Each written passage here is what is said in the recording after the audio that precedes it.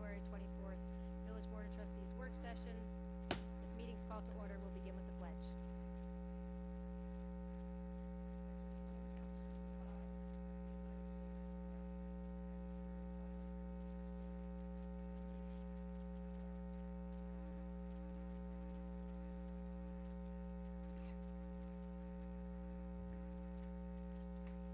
Well, we have a very exciting agenda this evening with some really terrific programs that I'm looking forward to learning more about myself and sharing with the public some more. Meanwhile, I do have at least one event that's coming up that I'll let the public know about, which is the documentary discussion series film for cameras on these days. Okay, for March 10th. The name of the film is True Cost, which is referring to the true cost of fashion. And that is going to help you understand when you go and buy an item of clothing, exactly what has been the cost from the time that the cotton was grown and made into fabric and sewn into material and into your outfit, what has been the cost to the labor along the way. Has there been exploitive labor? Have we destroyed the earth in the process? And have we had some responsible practices? And I'm very pleased that our panel discussion afterwards to help us explore that will be from Eileen Fisher, the Director of Social Consciousness, Amy Hall, who is herself an Ossining resident, and another Ossining resident. We're pleased to have two local folks on the panel is Sharon Rowe, who's the CEO and founder of EcoBags. So please join us at 6:30 at the Ossining Library on Thursday, March 10th. As always, these screenings are free. Any other friends on the board have announcements that you'd like to let folks know about?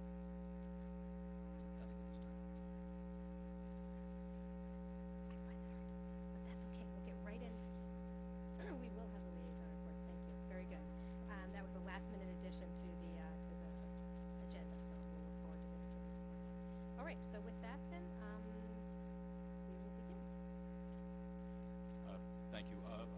Before we get started, I did bring the Con Ed Solutions Generator Demand Response Program to the board last week during my administrative report at the legislative meeting.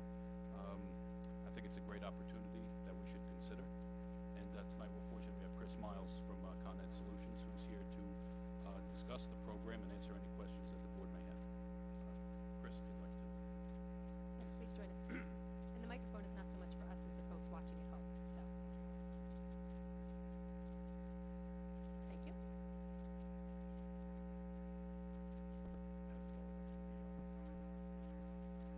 So for those of you that don't know what the Energy Services business, we are headquartered in Manhattan. We work very closely with our brethren in utilities.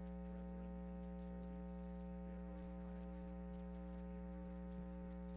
utilities, as well as we have emerging market utility to the north of us. So at Con Edison Solutions, we do everything from lighting upgrades to commodity natural gas and electricity in 14 states. We also work across all 50 states from Guam to Puerto Rico, heavy in the public sector with the federal government, as well as working with municipalities from coast to coast. The Power Pack program that we came to speak with you about tonight is for demand response. And for those of you, just real quickly, that may not be familiar with demand response programs, this is a capacity program from both the state, the NISO level, the New York ISO, and I'm going to use a lot of acronyms tonight, so I apologies if we're really heavy in acronyms. NISO, the New York Independent System Operator, manages the grid for the entire state. And then Con Edison, of course, is the utility for Westchester County Zone I and New York City 5 boroughs Zone J. Those two have 3 demand response programs across them. And what they're for is when the grid is stressed, typically during the summer months, when a lot of people are pulling a lot of electricity for their air conditioners, usually about a 95-degree or north day, we'll have what's called a demand response event. And those participants in DR, as we call it, will either curtail their load by turning down lights and turning up your HVAC, or if you don't want to impact guest or tenant comfort, we use generators. So the generators are great because it has, just like I said, zero impact on your environment. You can keep the air conditioner cool, but what you're doing is you're turning on your generator, hopping off the grid, doing a service to the utility by preventing blackouts and stabilizing energy costs, and for that you get paid very well, in fact. The Con Edison rates right now are the richest in the nation, and that's because we have a very congested network, and when we need people to hop off of it compensate you accordingly. I've been talking with both Andy and Joe about some of the generators that you have around town. We work with other municipalities as well as Westchester County using the generators that are around in Westchester specifically. We visited 2 sites, the Operations Center and the Community Center, both of which have standby generators. We sized those up right now, and just to give you an idea of what kind of money you're looking at in demand response programs. A generator or anybody in demand response curtailing 1 megawatt or 1,000 kilowatts of load can earn over $300,000 per year. And that's just for being there. It doesn't mean, that means even if we don't call an event, you still make that money. And if we do call an event on those days, 95 degrees or better, you also make energy payments. You receive energy payments to compensate you for your fuel costs. So $300,000 ballpark zone J. Con Edison just increased the demand response rates and added a new program for Westchester that was no longer available to date. That's the Commercial System Relief Program. It adds another layer of revenue for Westchester County, which is great. Plus, it tripled the other program, which was $6 per kilowatt per month to 18. So the markets right now are really good. The generators that I sized up with my engineers at those 2 locations, and looking at your load, so it's not the size of the generator, it's how much load each facility can curtail in a DR event, you're looking at about $25,000 a year. And that's money, just like we said, just for being there in case we call an event. We haven't called an event for the last 2 years because we've had relatively mild summers, but in 2013 we did have 4 events. So again, you get additional performance and energy payments if we do call events. That first 200 kilowatts is what we've identified at those 2 locations combined is what you can curtail with your generators. Like I said, it's worth about $25,000 to start. There are other generators that I've spoken with Andy about that we might take a look at to add on additionally, but right now it looks like those 2 are set for the summer program, and you could have a nice little chunk of change for some energy projects. Questions?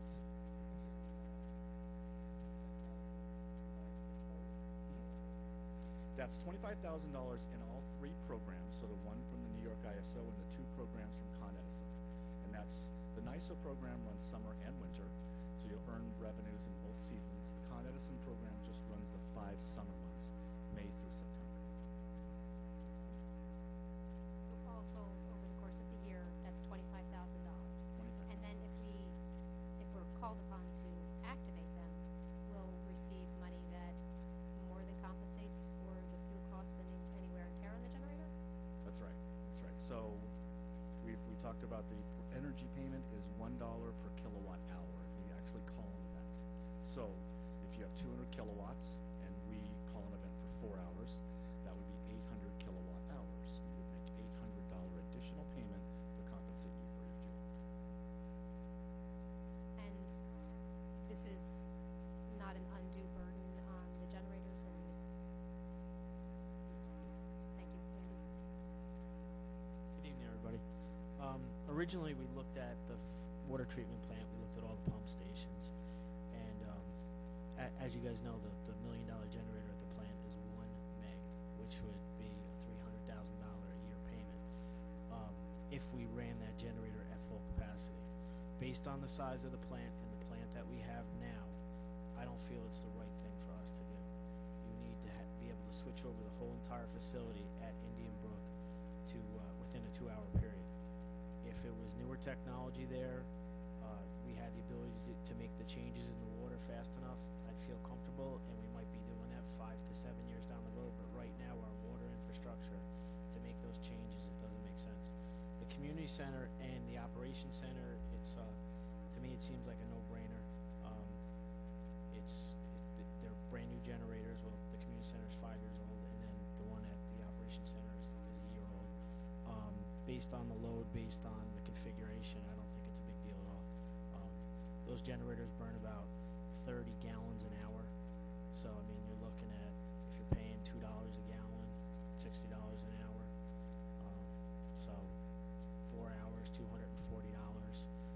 We have operational cost anyways with maintenance. We change the oil every 6 months in these generators, so no matter what, you're going to change the oil anyways.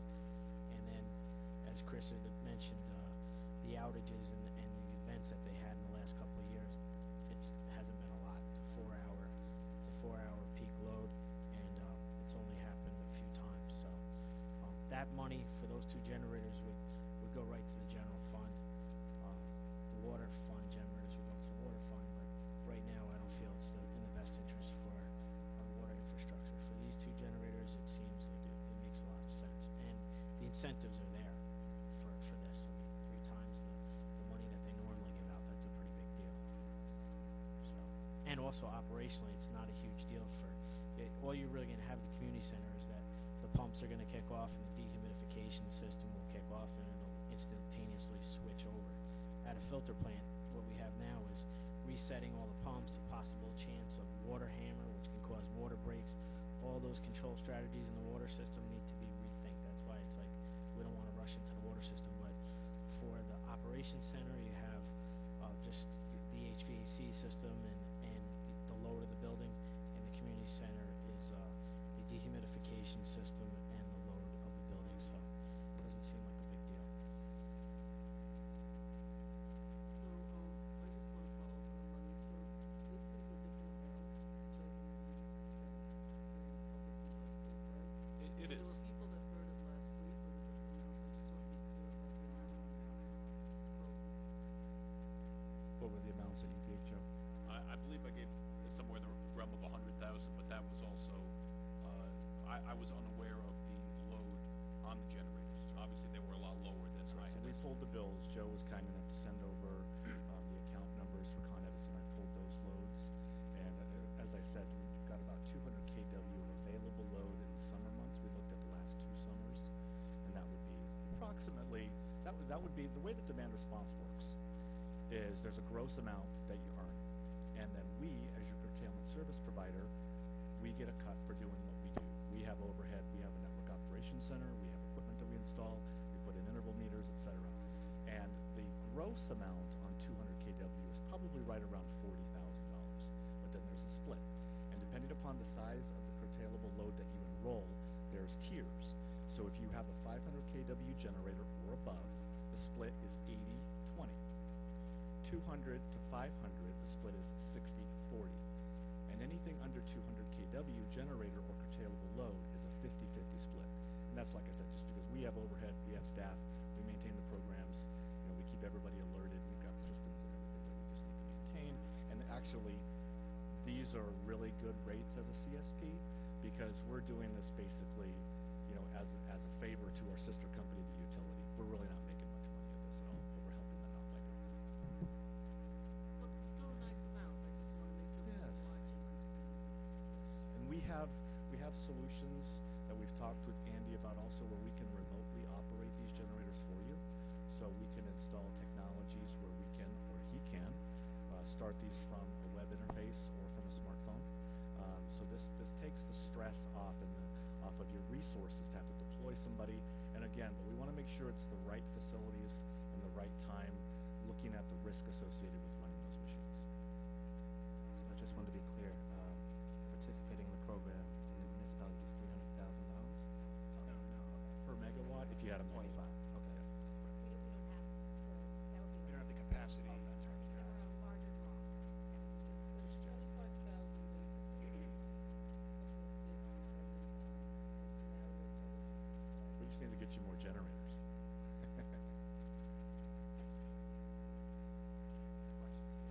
So if you have a 1 meg generator and you're only producing, so say we did it at the filtration plant and we made a generous amount of water that day and we drew 500 kW, we would get paid on the 500 kW. We wouldn't get paid on the 1 meg. So you get paid on what you normally use, not the capacity of what your system can do. Right, and that in part is played into my overestimation because I believe the capacity of the generators was 600 megawatts, which would be $150,000. I assumed we'd be at 2/3 capacity. Turns out our generators are adequately sized. They're adequately oversized, and that's traditionally done in municipalities because of the inrush of power. You'll oversize those so they don't fall over when you turn things on. Corporation Counsel, you have a comment or question? Yes. A question. I know that we had trouble at the operations center during the storm event when we were without power for a number of I just wanted to make sure that the IT demand will be met. We don't generally write paychecks, for example, by hand. Of course, that comes from this building, but there's a lot of information technology standalone down at the operations center. I just wanted to make sure that there's enough to run the computers and even. Okay, so that was upsized when after we. And that's one thing. That's a very good point. When you have some locations have sensitive equipment, and you might need to have like a UPS if you don't want those computers to trip, because when you lose power from the grid or when you call a DR event, there will be a blip. It's nanoseconds, but it will shut off the computer. So if you don't have a battery underneath the desk, then you might just want to have a UPS. Did you want to comment on something? Ask a question? It's been covered? Okay.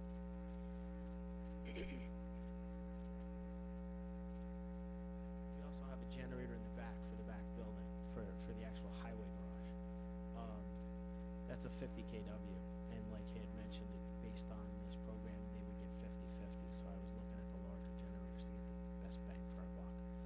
So, we can add down the road, but right now, these two make the most sense. All right, so is there any reason we're not gonna say thank you for the $25,000 a year? It sounds like technologically we can make sense of this and, you know, either we don't ever have to use it or we do and you pay us more money than it requires for us to make it happen, so, good. Well, thank you very much for your time. So I do have a quick question. So this is an agreement that the village mayor will have to sign with you, or is this something that, how does it work? I have a proposed agreement on my desk. I didn't review it yet. Is that a 1 year or? This is typically a 3-year 3 year. contract, and that's because there's bonus payments at the Con Edison level that run in tandem with that 3-year contract. That's why we have a 3-year. Say it in 3 years from now, instead of being $25,000, it will be more. It probably will, because the rates are increasing. We're seeing as we draw more power as a society, then we're going to need more people, and there's going to be richer payments. But are you saying, but are our payments are we locked in at 25,000? If they go up to Oh, so 35, do we get no. 35? No. And just to be clear, the rates per kilowatt that you get from Con Edison as well as the NISO fluctuate on the open market. These are based on last year's payments and based on current tariffs. And so as these increase, you make more money. If they decrease, you'll make a little less money, but we always keep you aware of those And the payments. 25,000 is an estimate. Could be a little Yes. more, could be a little less. Yes, Okay, that's right. And it will fluctuate throughout the years. Hopefully it's a lot more. Yes. But that also means that No, energy wait, I costs know, are that's going what up I'm saying in in the right, general, I know. so yeah. Yeah. Yes. Chris, if you could just touch on that bonus, if we meet the demand response over the 3 years. After the 3 years. So there is in the Con Edison programs is a 3-year bonus that might go away, but I will tell you about it. They're petitioning the PSC, the Public Service Commission up in Albany, to make the per kilowatt payments richer and do away with the 3-year bonus, because customers were getting tired for waiting for 3 years to get the money, right? But the way that it works today is that if you perform across all 3 years at least 80%, so that means, and each time there's an event or a test event, you have a performance factor. As long as it's 80% or above, then you will make a 3-year payment, which is usually a bonus payment of about 40% on top of the 25,000. So like I said, but there are some changes going on with the PSC right now. I don't want to commit to that 3-year bonus right now because it might be going away. Con Edison's trying to make the program richer on an annual basis. So even if we miss out on that 3-year bonus, if they do make the program richer on an annual basis, we'll benefit from that Should change. benefit from We're not the gonna be increase. locked out of whatever benefit. Okay. Absolutely. It's mostly found money is what it Yes. sounds like. Andy's comfortable with the technology part of it. Good question. Good question. You get paid after each season. So the NISO programs run summer and winter. You'll get a check after each season. Con Edison program runs through September. You'll get a check in October. And if the board recalls, that is in part why we almost had to kind of rush this through, is in order to take advantage of that summer season, we will have to put it on for next week's legislative meeting for approval. I can move it from pending into under review, and we can get on for resolution for next week if that's what you would like. Sounds good. I think we're all in support of it. Did you have one comment or question?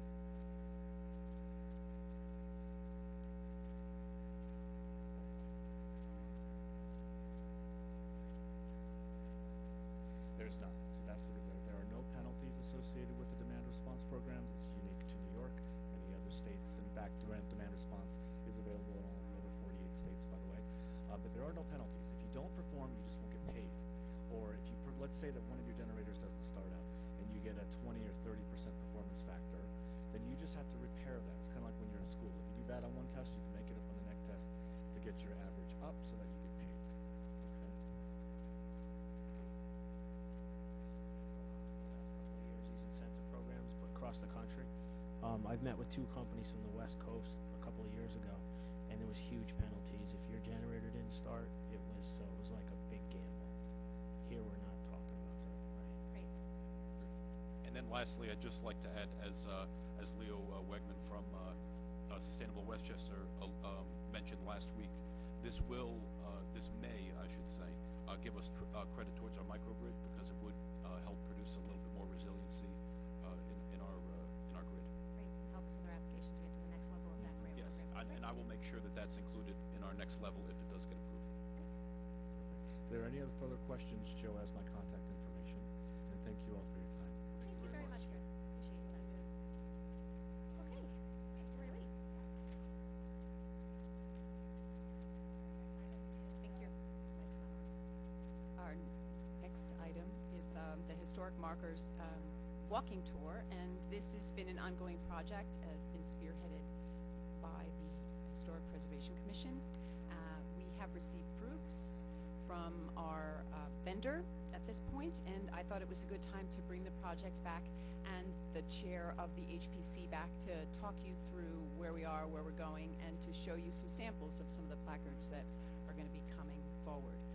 We did contact Museum in the Streets, which is our vendor, this week, and we confirmed that from the date they receive back the final revisions, if there are any, and they're good to go, there's a 5-week turnaround just to produce the placards themselves. So we're moving forward, and we have an eye toward perhaps getting this underway and in place, at least hopefully all of it, but maybe partially in time for the village fair. I think it would be an appropriate event. We have a lot of people in town, and maybe Joanne now has a PowerPoint to show you, and we can walk you through where we are, where we're going, and how much longer it will take. Okay. Oh, wow. In the meanwhile, okay.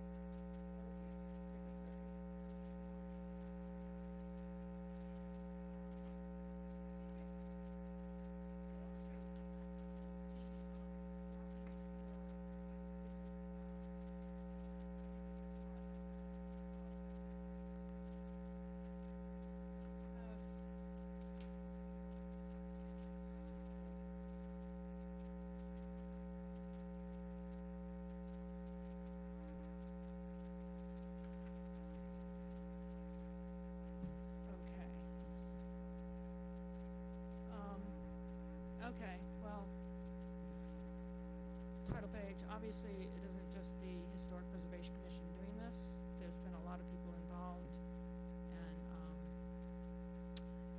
it's a wonderful project. I put these 2 proofs up to show what a single sign looks like and what a double sign looks like.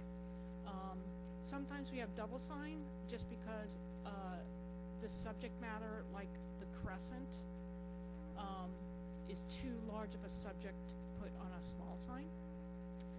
And also, we did it in some locations because there weren't really property to put 2 posts up. So we put it on one post where you could see 2 buildings. You know, that's 200 Main Street.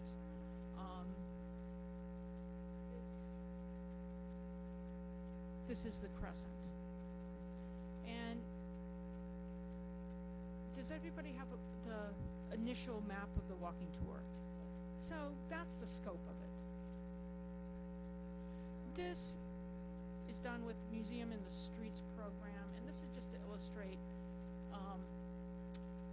Here's our cluster. We will add to this cluster. Right now, Hastings has one, Newburgh has one. I believe there's another one underway. And our program will be on their website. meaning it'll be softly promoted by them. This is what we call the large guide sign. It will have the map of the whole walking tour, and this will be located at the end of the aqueduct right by the open door. That's where people will start from and will get the idea of the whole walking tour. It's a self-walking tour. They can walk along themselves. The map will be eventually put onto our website. So the brochures, and if we develop brochures, it can be left at the library and of course at any participating business that would like to hand out that map you have there. It's a very simple thing. This is just sort of, I guess, HPC's little propaganda about it. This program, it is, I walked one in Hastings, and it's, you know, it's beautiful. It's like eye candy for the street, and I can't help but think that it's going to help with placemaking downtown. I mean, if cluster it with the farmers market, with the new restaurants moving in, with you know, to build enthusiasm. Historic tourism, people actually go on Hastings on ours up to Newburgh. It brings in people from outside. Educational, the Museum in the Streets vendor said often the schools use it. And they use it not only for history, but for language and for social studies unit. I'm sure a creative teacher can use it for a lot of different things. And engage our newcomers. We have a lot of new housing in town. And I would assume there's new people coming in town. And if they go downtown and if they see a little of our history that's easily accessible, museum in the street, I mean, it's accessible. It's right there. You don't have to go to a building. The building doesn't have to be open. The museum doesn't have to be open. It's there. And I can't help but think that it's going to engage the newcomers. Oh, and this is a slide. Community in Minnesota apparently has a Facebook for theirs. And apparently it's a commercial district that historically had a lot of characters in their commercial district, vendors, store owners. So the current store owners wanted to bring that up and sort of help their own small shops and so forth by saying, you know, this is ongoing history and we had a lot of characters and guess what, we still do, sort of thing. I thought that was a very good use of it. This is a close-up of what a large sign will look like.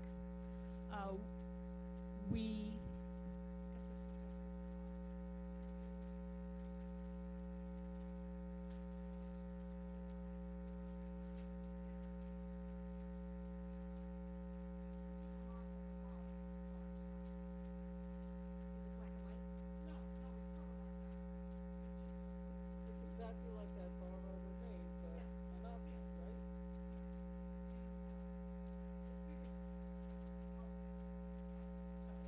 It's also larger than this. I don't have the dimensions in my head for this, but it is larger.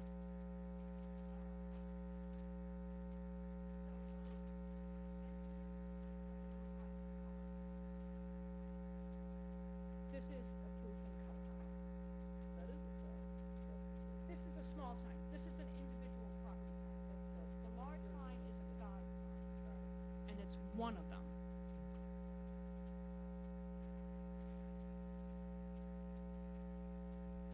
And this is just a Hastings and Hudson one. You know, I would suggest going down there. It's an addition to their street. Here are two examples, and for instance, this sign is for Dr. Hill's house. We didn't have a great historic photograph. It's there in the background, And this also happens to be the football team practicing of the academy, which is across the street. And the academy sign will be, of course, a few paces away from this sign. So there's a connection. And here we managed to get a wonderful picture of Dr. Hill from his family, a well-beloved character in town, and a real contributor to not only Ossining, but to the hospital system, Phelps Hospital, so on and so forth. A Crescent again, sorry, I shouldn't have been redundant. And there's a couple of signs that are aimed at helping us to imagine what once was there. These buildings are no longer there. This is Carswell. It was located currently where the high school gym is. It was also known as the Ward Mansion. It apparently more than one president dined there. This is George Rogers Saloon and Boarding House, right next to, of course, this church, right down on the, I'm forgetting what this street is. Yeah, yes, Eastern, thank you. It was also Ossining's first hospital on one floor. And this building survived into the 80s, 1980s. If you can imagine that building being there, how much that intersection would have felt like urban or, you know, more substantial than it is currently with, you know, parking lots. This mouse down here. Oh, and here are two, again, double signs. Why am I always having that one on? I should have put on another one. There was one on Lower Main. The one on Lower Main Street is like that too. It has 4 photographs. This is one we did as a double because it's the church and the annex. The annex is the building across the street, and they're both on the National Register. And we often look for photographs that if you see right here, there's actually firemen lined up, and that's their fire truck behind them. It's sort of a hose truck that was drawn by a horse.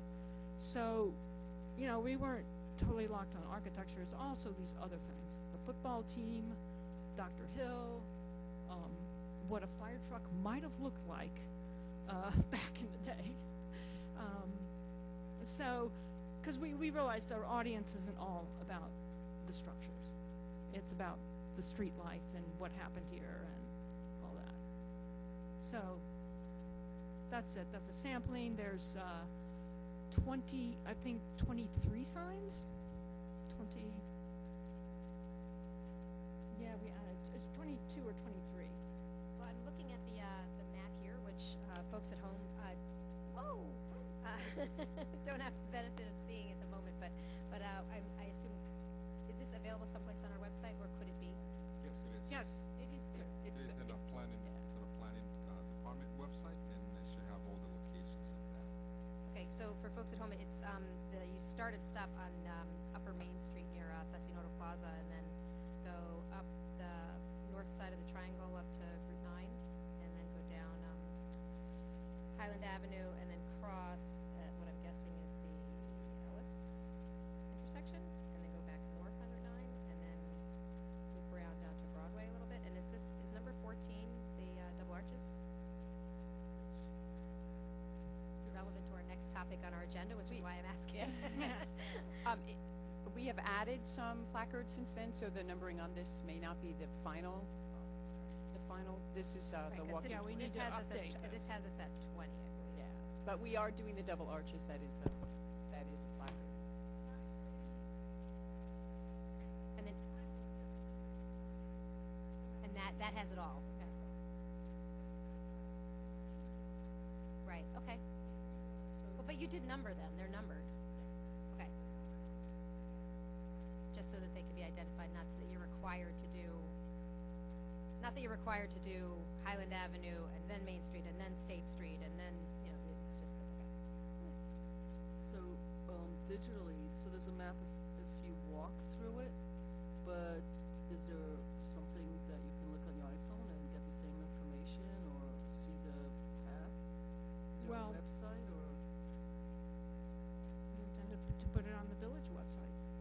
did, no app. we did talk about the gentleman who created the app when we did the sculpture exhibit.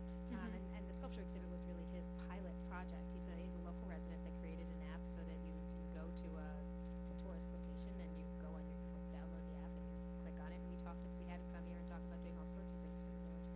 There's an additional expense for it, but it's something he can do that I think would make it more interactive and appealing to a good portion of people, and give the opportunity to have another dimension to the understanding of all of the locations that are being highlighted. But And we don't also- need that to be in place for this to begin this I'm just year. asking. And also, idea that it's immediate. It's on the street. It's right there. In a way that you don't need technology. That's Well, you could use one of the- technology because if you talk about the fire truck with the fire and what they look like, you could click through to what things look like in the 1700s and 1800s in this area regarding, fire equipment. It's actually a great educational tool. I mean, that's, if somebody's intrigued, let's say a class, they can actually take that to the next level. It's intriguing because you can go to the next question mark. That's the only reason I was asking. Not so much about the tour, Yeah. but, if you're intrigued by the boarding house, you might want to find out what those actually were. And the saloon. Yeah, Yes, and the there's a saloon. lot we could learn Right, about the always boarding next house to and the saloon. churches. Yes, with a hospital inside. That's news to me. Any other questions or comments? Yeah, I'm just glad we're getting to the end of this. So am I. This has been a project of love and care and a lot of attention to detail. And thank you for your hard work and all the, really all the investment of time, the research and everything else. And just excited to get it going. Thank you so much. Yes. You're welcome. Is You're there a welcome. date? And So from the all next- of it. happening? Next steps will be, the proofs are still undergoing the final. Yeah, I anticipate to get the proofs mailable back to them in a week or 2 weeks. And then it's 5 weeks in production, and then we'll meet. In the meantime, we'll start to meet with the DPW because they'll be designing and installing the brackets and braces necessary to attach the signs in any number of locations. This has been an ongoing project. We have license agreements in place for all the private property owners. We've met with all the local property owners and their boards. So yeah, we have all of that in place, and really then it will be the installation, which will occur from DPW. So like I said, we're hoping to roll at least a portion of it out in time for your village fair. Thank you. Would you like to comment? Since Yeah. you've been involved many years. Not that many years. Forward. Okay. I do want to thank the HBC for all the hard work that they did. I was a little bit part of that in the beginning, and I'm really, really, really glad to see all the hard work is actually finally paying off, and I can't wait to see the signs on the street. So thank you, John. Thank you, Keja. Thank you to all the members on HBC again. Thank you so much. I know the planning, Valerie Monastra, our planner, that time did a lot of work. James Rather as well. did a lot of work. So there's people that are also behind the scenes that did a lot of work as well. But I cannot thank the HBC for all the hard work, all the detail that you guys put into going from the photos to the writing, the correct spelling in some of the words that I remember. We didn't do being in the those- Spanish version. Yeah. We didn't do the translation. But it's really It is nice. being translated, and it So- will be. It is translated already. So and there's a bunch of other stuff, and I know Rika mentioned if it's a map. I know Miguel at some point, Miguel Hernandez brought up at some point that maybe we could do something like a scanner within the plaques itself, and it could be someone speaking or translating, and the other side will be part of the app. I know but that's something that we don't have to worry about that right now. I'm just glad to see the signs are coming. So thank you And so much. you're welcome from all the HPC members and of Go course. to the next, sure. You guys are still working on other projects, I know. So, Yes, we have a full slate of Yes. things to do. Thank you very much. Yes, thank you very much to the HBC and also Corporation Council. I know that there, for every sign, there is a property owner. Occasionally, it's a municipality, but not necessarily.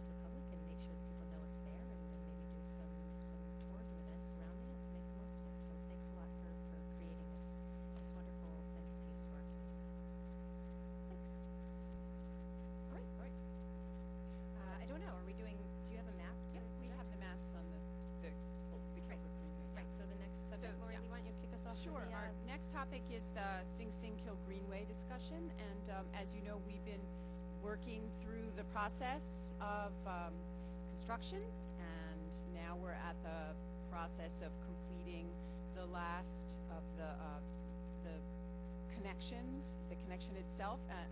Paul Fraioli is here tonight. He could speak to what's left in terms of the construction of the walkway itself. Just to bring you back into the loop, you know we were mandated by the state to do some necessary repairs to sewer main that lies in the bed and on the bed of the river in the Kilbrook. As a result of that, it was suggested, I think initially by your village engineer, to do a sort of a expanded maintenance path to provide an opportunity for the public to access this, very beautiful and remote location within the village itself. It will essentially connect through a walking path in the bed of the street, in the bed of the river. It will essentially connect your community center with Lower Central Avenue and the waterfront from there. It's a beautiful path. We've had a number of tours as the construction has progressed. The sewer project itself is completely done, and the case has been closed out with the state. Now the fun begins. We do have all of our easements in place except a single one. I did speak with that property owner just earlier today, and it's an association, and they have to call a board meeting, which they're going to do quite quickly. And it does appear as though the final easement will be in place. We're hoping to perhaps roll this out in time for your Earth Day celebrations, which I understand the Earth Day celebration this year concerns water, and so it's a very appropriate time to be able to roll this out. At the suggestion of the mayor, actually we have Captain Craven here this evening to talk about potential tours and potential historical background that we can provide to the public on that day and going forward as necessary. This will be an amenity that we're hoping will draw people and encourage them to traverse the hill. It's going to be ADA accessible, of course, in a single direction. Then we'll need to turn around. There's a switchback at the top here. The project is beautiful, and can't wait to cut the ribbon on it. We have also been circulating internally the signage language for the rules of use. Today, I think we had the final review of the proof of that sign, so it looks like the housekeeping stuff is moving very quickly. So we do have Captain Craven here, and Before we ask Captain Craven to come up and talk about the public opening and the launch, did you have a map of, because not all of us have been on the board for that long, and so if we're going to review Sure, I was where gonna the put it up legal there. journey and Sure. I actually uploaded the engineering drawings, the overview of the engineering drawings that have been provided to me very early on in the project. So we can see with two maps, you can see the route that the easement is in place, and the route where the walkway will go, and we can actually turn that on the overhead and show that to the public as well. And I'll let everyone know, Christopher Soy wasn't able to be with us this evening. He had hoped to be, but I circulated by email the sign that we had talked about that talks to, I don't know if everybody got it this afternoon, that talks about, smoking's prohibited, it's open dawn to dusk, that kind of stuff. So if anybody has any feedback on that, I don't know if it's been ordered yet, but it's about to be ordered. And the big pretty wooden signs that say the Sing Sing Kill Greenway are ready to go. And I understand that Chris and Paul are just going to identify where they're going to be installed for the sign people to take care of in advance of. Now, Corporation Council, you said perhaps April 16th. We're planning a lot of things to happen April 16th. So I didn't want to pretend to speak on behalf of the board, but that's what we're shooting for. So with the board's approval, we'd like to. Is there any reason we wouldn't be able to? Not that I'm aware of. No, the legal easements would be the only impediment. Yes. No impediment that I can see. All right, then I'll get out of the way. Okay, this is just a historical map for perspective. This is a map from 1920, actually, and you can see the village of Ossining actually took easements for the needed improvements in the bed of the Kilbrook, can see the easements affected the then parcels as they're shown. The easements were taken by, I believe it was an act of the legislature, and the initial installation or upgrade at that point was done right in the bed of the river. The problem with the installation is that a lot of the pipe was exposed. It was above the bedrock rather than being below the ground, as most sewers systems are. So the engineer came forward after we received word from the state that we were required to upgrade. The engineer came forward and they designed a system whereby we encased them in place, relined them, so they're basically brand new pipes at this point, and they're totally protected. The issue we had resulted from a tree falling from one of the very steep sides of the ravine. And this shows the easements as they stood when they were originally taken for the benefit of the village. Let's see, 6. This, I can rotate it.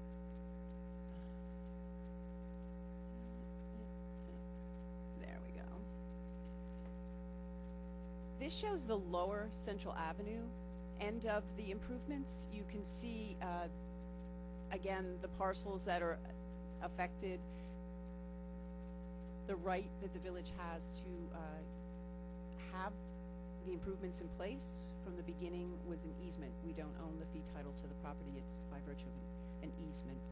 And the Central Avenue entrance will be in Lower Central Avenue. You can see it will come down, and the pathway will then follow along the riverbed, deviating a little bit right here. And again, it's an elevated walkway, so it's a walkway that's above. You're walking on a platform that's above the riverbed itself.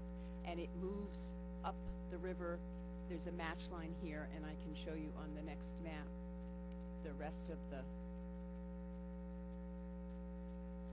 again, rotate view. Help. Rotate view. There we go. And you can see there's the match line there where we stopped. We're continuing to go up in elevation, following again the riverbed.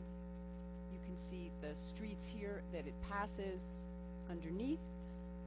The double arches comes around the corner, and here is the next match line where it does a switchback and comes up in the parking lot at the rec center. So that's start to finish on the walkway as it comes down the hill from right here on Broadway, goes under the double arches, and continues down to Central Avenue. Yep, under Broadway, right there. Linear feet, you know, that's a good question. I'm not sure, but it is something we can easily measure. 1800. I'm getting input from the village engineer, and he indicates it's about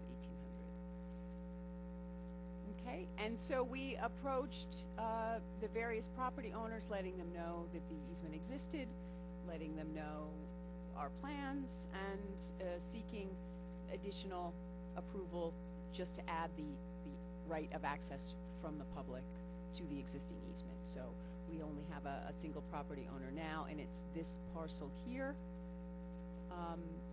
We're staying within the easement, so it's just simply adding the right of public access, and their board is meeting in a special meeting. I'm supposed to speak with him tomorrow to find out when that's scheduled. I offered to attend if need be, and that's the remaining sign-off we need to get. So we've received everyone else's. That's all recorded in the chain of title. It's neat and tidy and finished. Mike's not on. What's the grand opening date? Well, that's what we're going to discuss next. That's what's coming up next. Do we have anything more to look at? No, those were the two maps, and the ancient map I wanted to show you in terms of where we derived a right to rehabilitate. Yes, so, picking up on the question from Trustee Levin, when does everybody get to experience this wonderful new amenity? And that, actually, the date that was suggested by Captain Craven. yes, you're getting credit for the Earth Day launch suggestion, and which is April 16th, Saturday, April 16th, and I was going to suggest that the board might want to do an official ribbon cutting, perhaps that Wednesday at about 6 o'clock, so we can do that before our board meeting, and take a nice photo op with anybody and everybody who has anything to do with it, and send it out to the press so that everybody knows that on Saturday they should come to Ossining. They should show up in the morning, go down to the waterfront. Earth Day Festival is going on. The theme is water. And actually, at that work session on the 13th, we're going to talk all about water and our very comprehensive approach to it from the potable water perspective. We hope that we will have our public outreach conservation program to launch at Earth Day. That's something that's on its way to us. Great. We're reviewing the draft now of what that program. Yes? Something urgent?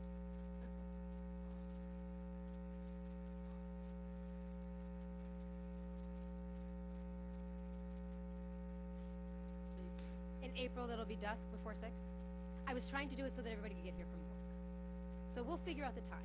But we're thinking we'll do the We'll be ribbon okay. cutting in midweek so that we have an opportunity to take the nice photo op before it gets dark, and before we're not allowed onto the greenway, and then promote the exciting events. Invite everybody to come to or watch our meeting that night, where we'll talk about potable water. We're doing great conservation efforts and leak detection efforts, and planning for the future, so that Flint, Michigan, it never happens, is even a topic of discussion in our community, because we're very proactive in what we're doing with our water. We have excellent proactive professionals, and that's what. Okay. Yes, I shouldn't have even uttered those words. I saw corporate accounts getting nervous by just saying those words. Okay, so then, and I will say, just also going along with the theme of water that week, Andy Teese is going to be the one of our panelists with the documentary discussion series, which is not an official municipal event at all, but building off of the theme of water for the Earth Day Festival, the documentary discussion series is having a film about water, and asked Andy to be on the panel discussion that night, so people can learn more from him in that forum. And then Saturday, we hope that everybody from our community, surrounding communities, will come down to the waterfront starting at 11 in the morning for the Earth Day Festival, which will go from 11 to 4. There's music, there's food, there's events, there's vendors, there's activities. It's gorgeous. This is the 6th year. Every year it gets bigger. Thousands of people come down to our waterfront. We have the biggest Earth Day celebration in the county, as far as I know. Nobody's ever questioned that that's the case. And because we have this wonderful new amenity, I suggested, and Captain Craven ran with the idea, that we might want to give people some really special reasons to come and experience the Greenway that afternoon. And so if you would mind coming up and joining us, either at the podium, or you can sit at the table, whichever is your druthers, since we have extra mics tonight.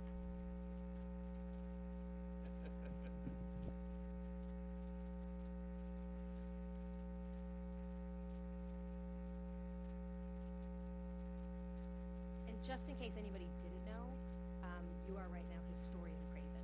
Yes, I just happen to be wearing my police uniform, but not here in police capacity. Yeah, I think this is a fantastic opportunity to see something that's really special, especially here in this community. Gareth Hoffman's going to come down. He's going to talk about the environment. Friends of Old Croton Aqueduct are going to come and open the Weir Chamber for that period of time. For the first time ever, people are going to be able to see where the Weir Chamber starts and actually where it ends. And I have to tell you, the vast majority of people in this community, with the exception of a couple kids and the cops, have never seen this perspective of this community. And one of the things I'd really like to talk about when we go down there, and I can't do it, is the idea itself. I mean, taking a piece of necessary infrastructure that's usually pretty odious and turning it into something that's really is special, is fantastic. It's a great idea. I can't think of another municipal example that does it better. So to whoever came up with this idea, it's something we should talk about, because it's really special. And It's turning red. good. And I reached out to Ossining High School, and I'm hoping to get an earth science teacher there as well. Talked a little bit about the rocks. And I got to tell you, myself, something I never noticed before, one of the designers showed us when we were down there at the time, is you could see, at one point, the Weir Chamber has the ability to divert the entire flow of water going from New York City into the Killbrook. That's what it's there for. And if you go and look at the outlet on the north bank, you can see where it came out with such flow that it actually undercut the south bank. It came out so, I mean, every drop of water going to Manhattan came into the Kilbrook at that point. It's pretty cool. So I think people are really going to enjoy it, and even people who lived in Ossining their entire life, most have never seen the double arch from this perspective or the bottom of the Sing Sing Kill. So I'm really looking forward to it. So, logistics for the day. The time frame, now you've also talked about, we talk about tours, but really what you're suggesting is, from the historic perspective, both yourself on the Greenway and the folks in the Weir Chamber from Will Croton Aqueduct. Correct. Gareth Huffam from an environmental perspective. Yes? The teacher whose name I don't recall, that you're reaching out to from a Right. geological perspective. Right. And And someone who represents the idea, the designer, the engineer, someone, and they should You sign on? they should really talk about it, because it was a tremendous opportunity. I don't think many municipalities would have thought to take advantage of it.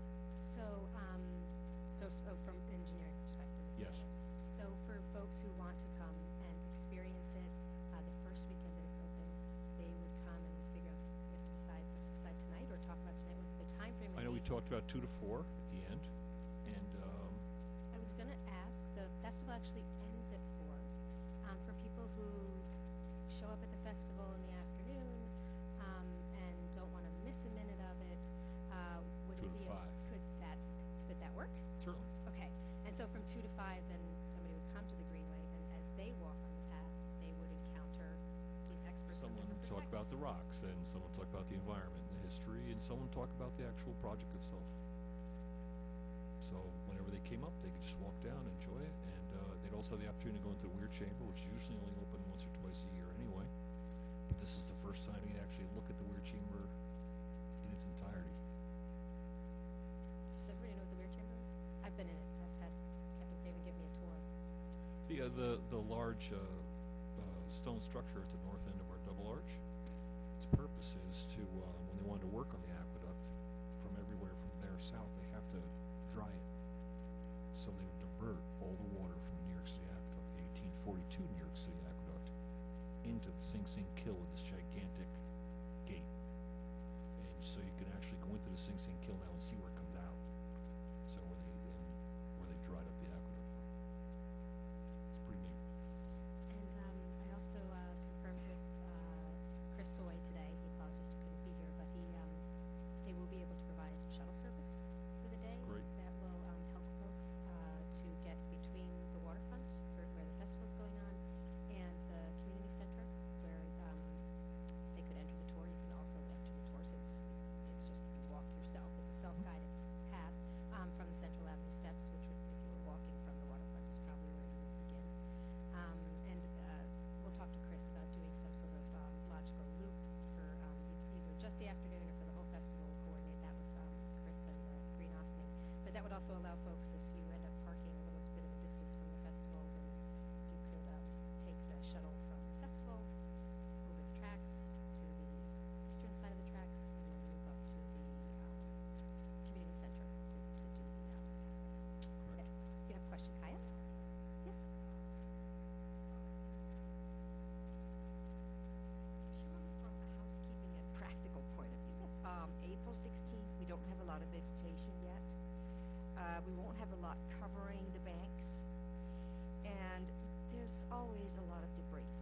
So is there a way that we maybe can do before this, maybe do some kind of a communal cleanup on the banks? I know we have an issue with there, it's very steep and it's a right-of-way issue with owners, but how can we make sure that this is kept clean? I'm going to let the head of DPW and our village engineer speak to that because it's been addressed, I believe. Thanks, Kate. One thing I want to append Captain Craven's comments regarding double arches. I agree. It is the view that every Austin resident must see. However, not to rain on the parade too heavily. Presently, the lower Broadway arch has a DOT spec netting, saving anybody from underneath from a potential falling brick, because a couple of them were popping out during construction, and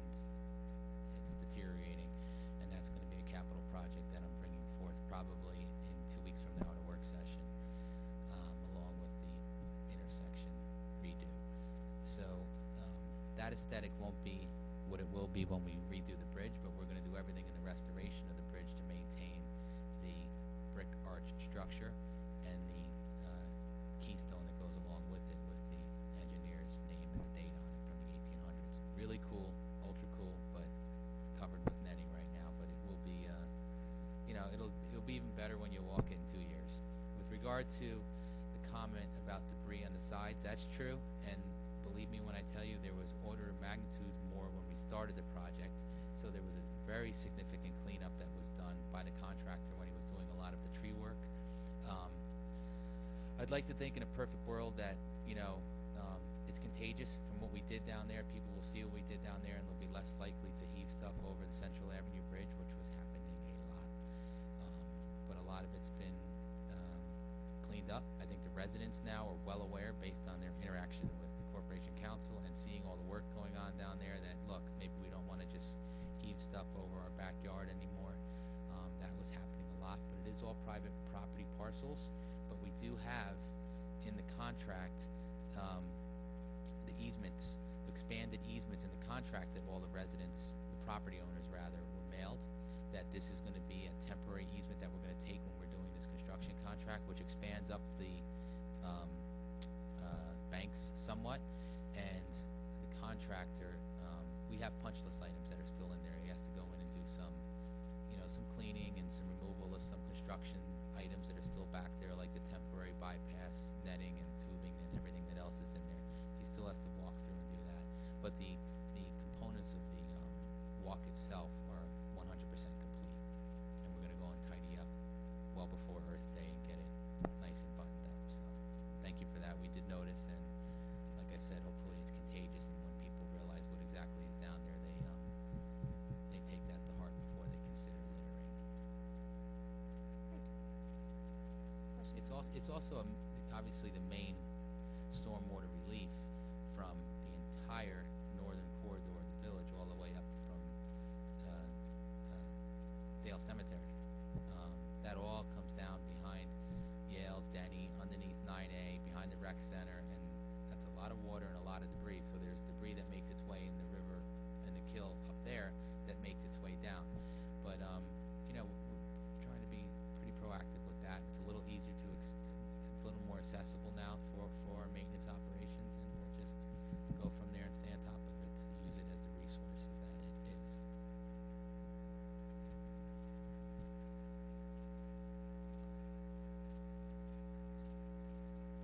Well, yeah, thank you. I can't tell you how incredibly excited I am for this to be open to the public, because it was a major sewer sanitation project that most people in the village would have known nothing about, and probably would have cared little about. And it is instead becoming a bucolic pathway right through the heart of our village. Your experience of our downtown will be completely transformed. You will have no sense that you're in downtown Ossining. Instead, you are surrounded by walls of green with water running underneath you. It's going to be a remarkable experience. I can't wait to be there and to experience it with the community. Thank you so much, Paul, for pushing us to consider this and transforming what would have been a sanitation project into what is now a parks project.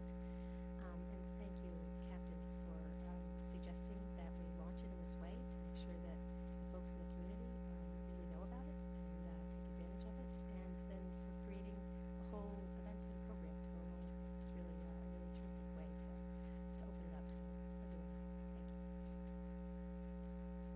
Thank you. And Corporation Council, if there's anything that I can do to help with the last legal tiny hurdle. It's very tiny. I had another positive conversation just this evening. I've spoken with them 3 times now, so it does appear as though they're going to call a special meeting and move forward. So I think we're good to go. I just ask if there's, and I don't know the expense of it or a possibility, but if there's going to be 4 or 5 people talking about it, is there any way we can get a translator in Spanish and also anybody do the signing so that we can invite like an organization or anything like that, even if it's not that day, but maybe we can think about the future because it's such an educational piece, not only about what you do from something that's just a facility and make it into usable walking space, but the creative thinking involved, the education piece, you know, I don't know if we can, but then we can invite some organizations or some. Well, there's DPW staff that, you know, are somewhat intimate with the project that are speak Spanish, and I can see if maybe they could attend on the Earth Day as well, and maybe offer that for at least that day, and then depending on how the path grows and the type of groups that we're going to bring there, we could always offer that. Particularly if it happens during the week, it's a little easier to coordinate, because this really is we'll call it a soft opening, because you're right, I've been speaking to Chris, and he has some really grandiose ideas to make this an interpretive walk. It's not just going to be an exercise. It's you really take your time to do it right. And he's into it, so I think big things out of him too.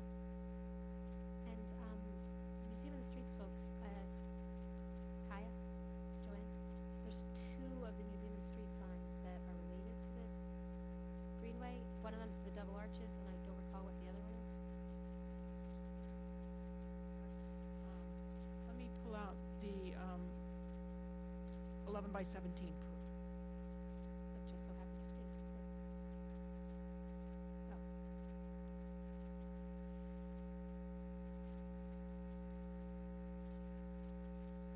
And I should comment in relation to the Spanish speaking that all of the Museum of the Street signs are in English and Spanish. So that is a somewhat welcoming piece to this Greenway and all of the Museum of the Streets signage.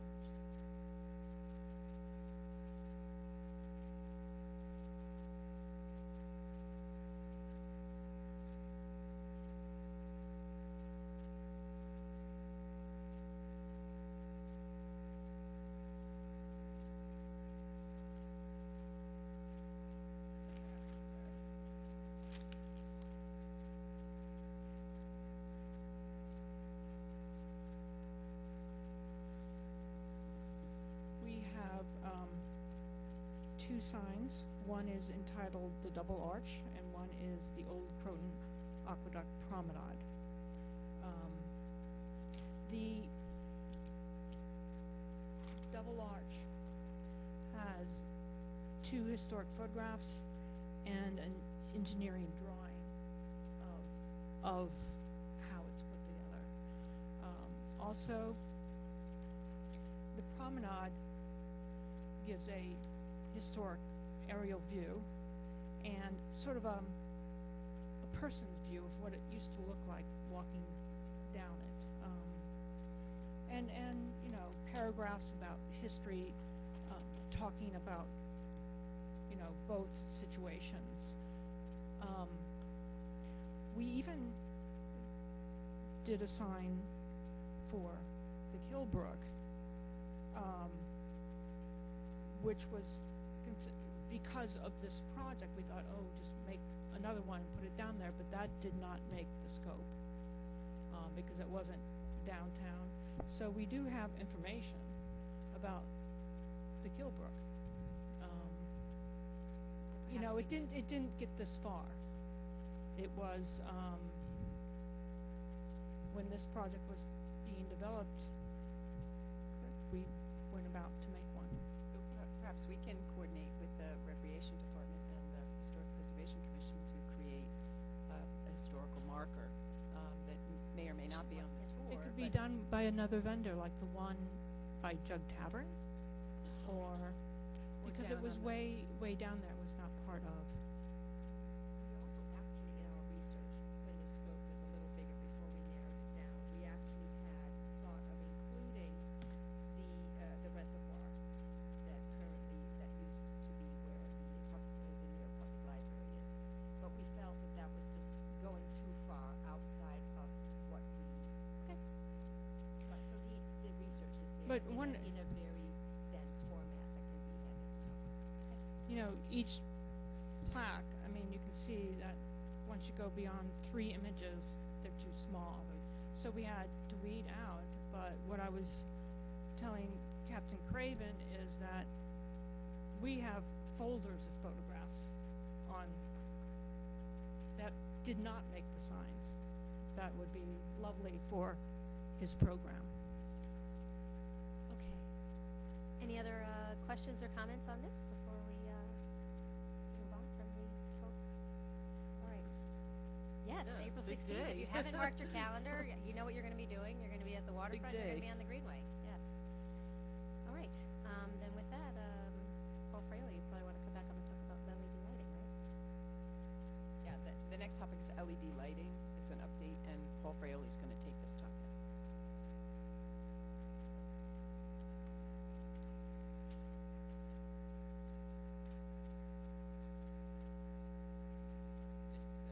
Please sit over here where there's a mic, though. So let's give Joanne her materials.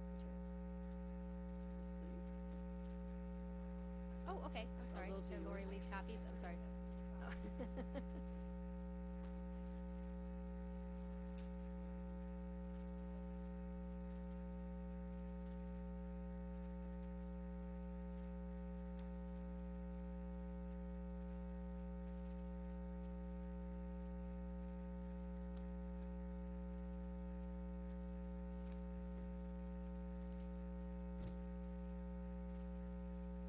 Logan. I know. Okay, so what I briefly introduced at the legislative session last week was some numbers regarding our LED program. Now that the overhead Cobra headlights have been put in, and we've got some pricing sent to us for the decorative component. So I'm going to recap what our contract originally said we had, because we didn't have our handle on our exact database, and we can only go off of what existed in the Con Ed database in the computer. We had to do some educated guessing as to fixture counts throughout the village and the type of fixture in that count, whether it was an overhead Cobra head or a decorative fixture, which for the most part in the village are standardized, with the exception of some type fixtures like we have at the train station and what have you, which are more of a cantilever fixture. So, with that in mind, we set forth and executed a contract that had a 7-year lease payment to pay based on our savings of $625,000, and then we put money in there for contingency to make up for the actual decoratives, and we ended up working out a lease payment of $105,000 over a 7-year period. I went over all these numbers with Tom today just to make sure everything was clean and I was presenting it properly, but he is here if I slip presentation. So we replaced all the Cobra heads, and it turns out that the village replaced 1,003. The village, once they do the decoratives, will end up replacing 1,396 fixtures. In our Con Ed database, some of those aren't replaced yet. In our Con Ed database, they showed 1,191 fixtures. So we actually had more fixtures than were in the Con Ed database. The main reason for that is, even though we followed the process for all the decorative lighting to be energized by Con Ed, where we design, bid, install, and coordinate the installation with our Con Ed representatives, I guess it never made it to the NYPA database after Con Ed energized the majority of our decorative lights, starting from Upper Croton all the way down to the waterfront. It's a lot of lights, and all around the downtown area. And the decorative lights are lights. The camera's on me now, like that. That's the engineering drawing of the light, but it's basically the decorative post lights that you see along the streetscape details, the majority of which are in the downtown business district of the village. So we replaced, once we do all of them, 1,396. We've replaced to date 1,131 Cobra heads, and there's still 265 decorators in the field that remain to be replaced. Remembering that the decoratives have the pre-negotiated and contracted unit price, so we were able to do some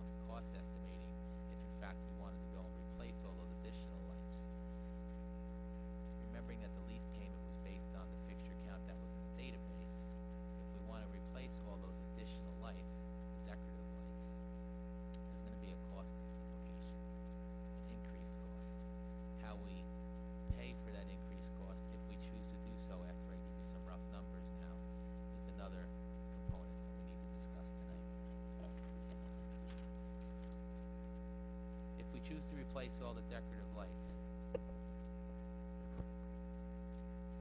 if we choose to replace all the decorative fixtures, and we're gonna do the majority of those via a retrofit, which is more cost effective, we will spend approximately $310,000 additional that we spent versus what we spent already, which equals approximately 138,000 to maybe 150,000 extra on top of the original contract. So if you take that 150,000 plus or minus, there's different ways you can pay it if you choose to put all the decoratives in. You can either pay it with an increased lease payment within the 7-year window that we have right now,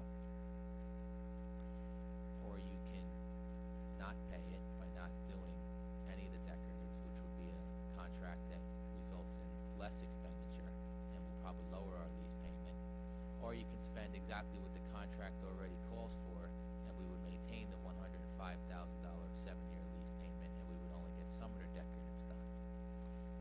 Or a fourth option, which the contractor was presented with today, but we have not heard back whether they would consider this, is to keep the lease payment at $105,000, but we would just pay it an 8th year and part of a 9th year to make up for the difference.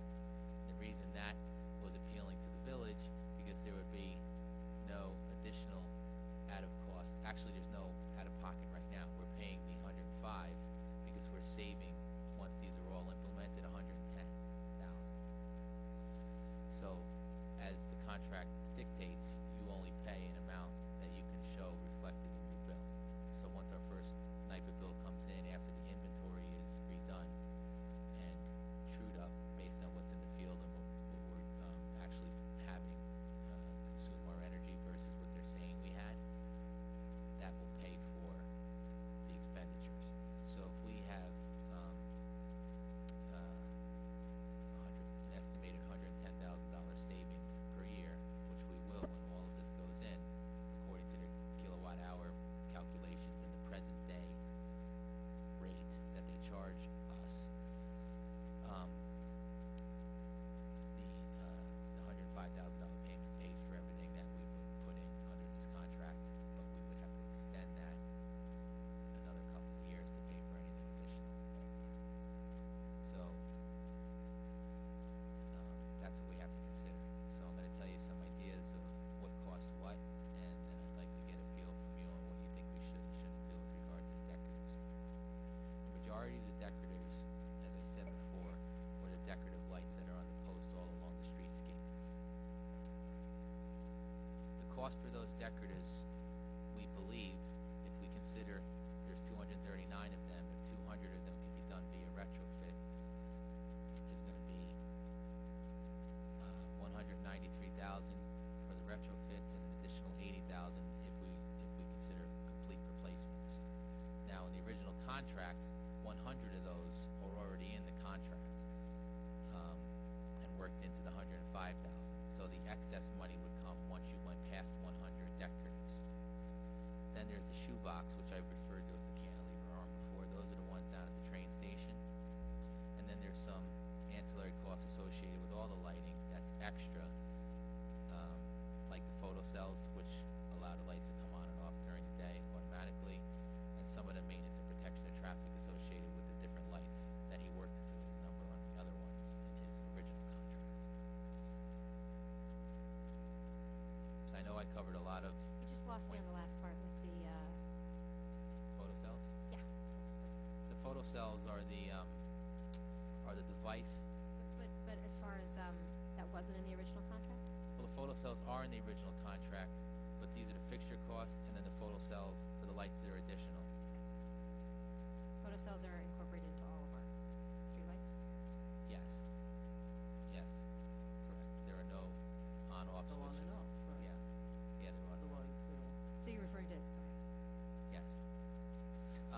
So all the extra lights, if we choose to do every decorative in the village, the train station lights, there's a couple of, I'll show you the benefits first, and then I'll talk about the non-benefit.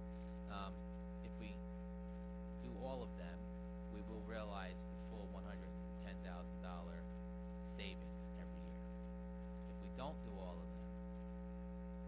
partial, we're gonna save, based on a kilowatt hour calculation, a little less than 110, because we're not gonna get the savings if we don't replace the light.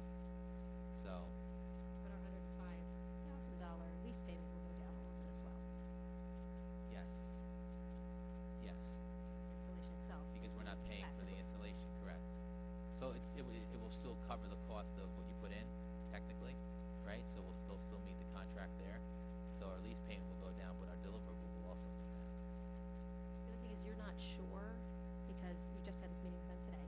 Yeah. So when you propose to them that instead of a 7-year payoff, since it's going to cost more because there's more fixtures than anticipated, that we're proposing that it be an 8 3/4 year payoff, and then we would stay at the 105 a year lease payment, and we would continue to realize the 110, what is in today's kilowatt hour rate, $110,000 a year. So it's a net gain for us immediately. The only difference would be that we don't realize that full savings because we're still paying the lease off for another 1 3/4, because it's to cover the decorative lights, and the decorative lights are obviously more per unit than I shouldn't say obviously, they're more per unit, I assume, They are. for the retrofitting of those than they are for the regular Correct. Correct. Just to give you the numbers, a full replacement of a full head for the picture I showed you before is $2,075 per fixture, and the retrofit is $965. only twice as much. And why are we Correct. sometimes, it said in 80 of them might need to be replaced and 193 would be retrofitted, at least that's what I wrote down. Well, Why what would we be replacing any of the heads? This is a conversation we had. That's a good question. Most of the heads they believe can be retrofit, but I wanted to err on the side of being a little conservative, because if you go up to one of those fixtures, some of the ones that were still the same specified, they were Hadco, and then they got bought by Philips, but it was the same decorative fixture model over the year, but some of them were 20 years old. The fixture is the same, but I wanted to give myself a little wiggle room by saying, you know what, something's not going to be right. Why don't we just say roughly 200 of them are going to be retrofit, but let's build a little cushion in there for something's wrong with this stanchion, or something's wrong with the power to this one, or something's wrong with the footing on this one. So then you have a little extra money in there to make sure that decorative might get the replacement money contributed to it into the contract. So you have $2,000 to get that one going again versus the $965. It was really just an educated guess, really, and that's where we left off. But when we did what we did today, they originally came to us and said, instead of 105, you can give us 155 for 7 years and do every decorative, with 164 of them being considered replacement. We don't think we need to replace 164. We said we need to replace maybe 39. Let's do 200 in a retrofit, which they believe we can do, and I believe we can do, based on a lot of them being installed in the last 10 or 15 years. So based on that, and also based on the fact that the lease payment's 105, but you're actually saving 110, so that was like another 40,000 and change that you're going to build up over the years of the lease. And then there was some changes we made to out of the Cobra head installation, that because there were less Cobra heads that were in the original inventory. The decorators were more, but the Cobra heads were less. So there was some savings up there on our unit price and on the actual installation.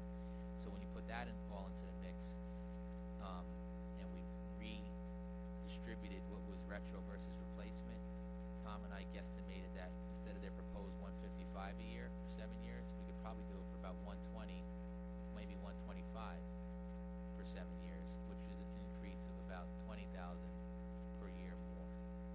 Essentially spending about $140,000 more over 7 years. We wouldn't know the real numbers until You won't know the real numbers until everything's installed and you true up and you found out what exactly was replaced, what exactly was a retro, and you also won't know until you actually go and put everything in the field and they're done. and that's this summer. There's going to be some cost. There has to be some wiggle room for stuff that needs to be looked at. Like, for example, we've already put in 2 new Cobra heads.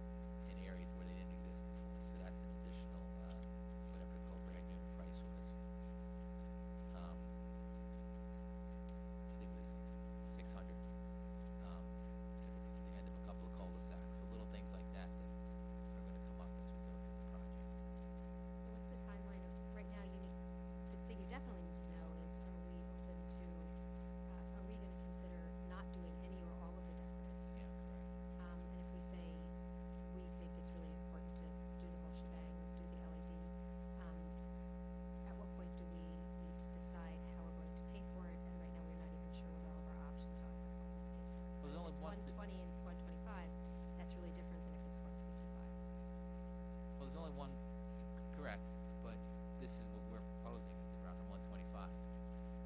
There is only one option that we're not completely clear is an option, which is the one we gave them today at, on the conference call, which was, do you, or would you consider extending the terms of the lease at the 105,000?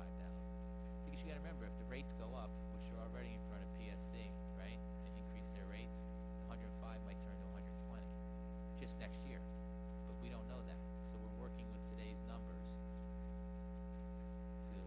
People understand what that means, why it went from 110 to 125 savings? Because we're saving kilowatt hours. It's a matter of the rate per kilowatt hour is likely to go up. Well, yeah, and the more LEDs we put in, the more energy we're saving. So, you know, I mean, Yeah. it seems pretty clear to me that you know, the smartest thing to do from a long-term perspective is to, you know, get as many fixtures onto LED as possible, because that's how we're gonna extract the maximum savings from the program. You know, I think, you know, option 4, which you had the discussion today, I think that, to me, that's the most beneficial, because we're locking in on the cost. Even though it's extra years, we can budget for that. You know, we know what that number's gonna be every year, and we also know it's gonna sunset at a certain point. yeah. You know, and that's the dollar amount that, you know, we kind of baked into this whole plan in the beginning. And there's no true out of pocket if you want to continue to fund your, if you want to continue to fund your electrical lines as you presently have them funded in your operating budget, then you have the money to cover that.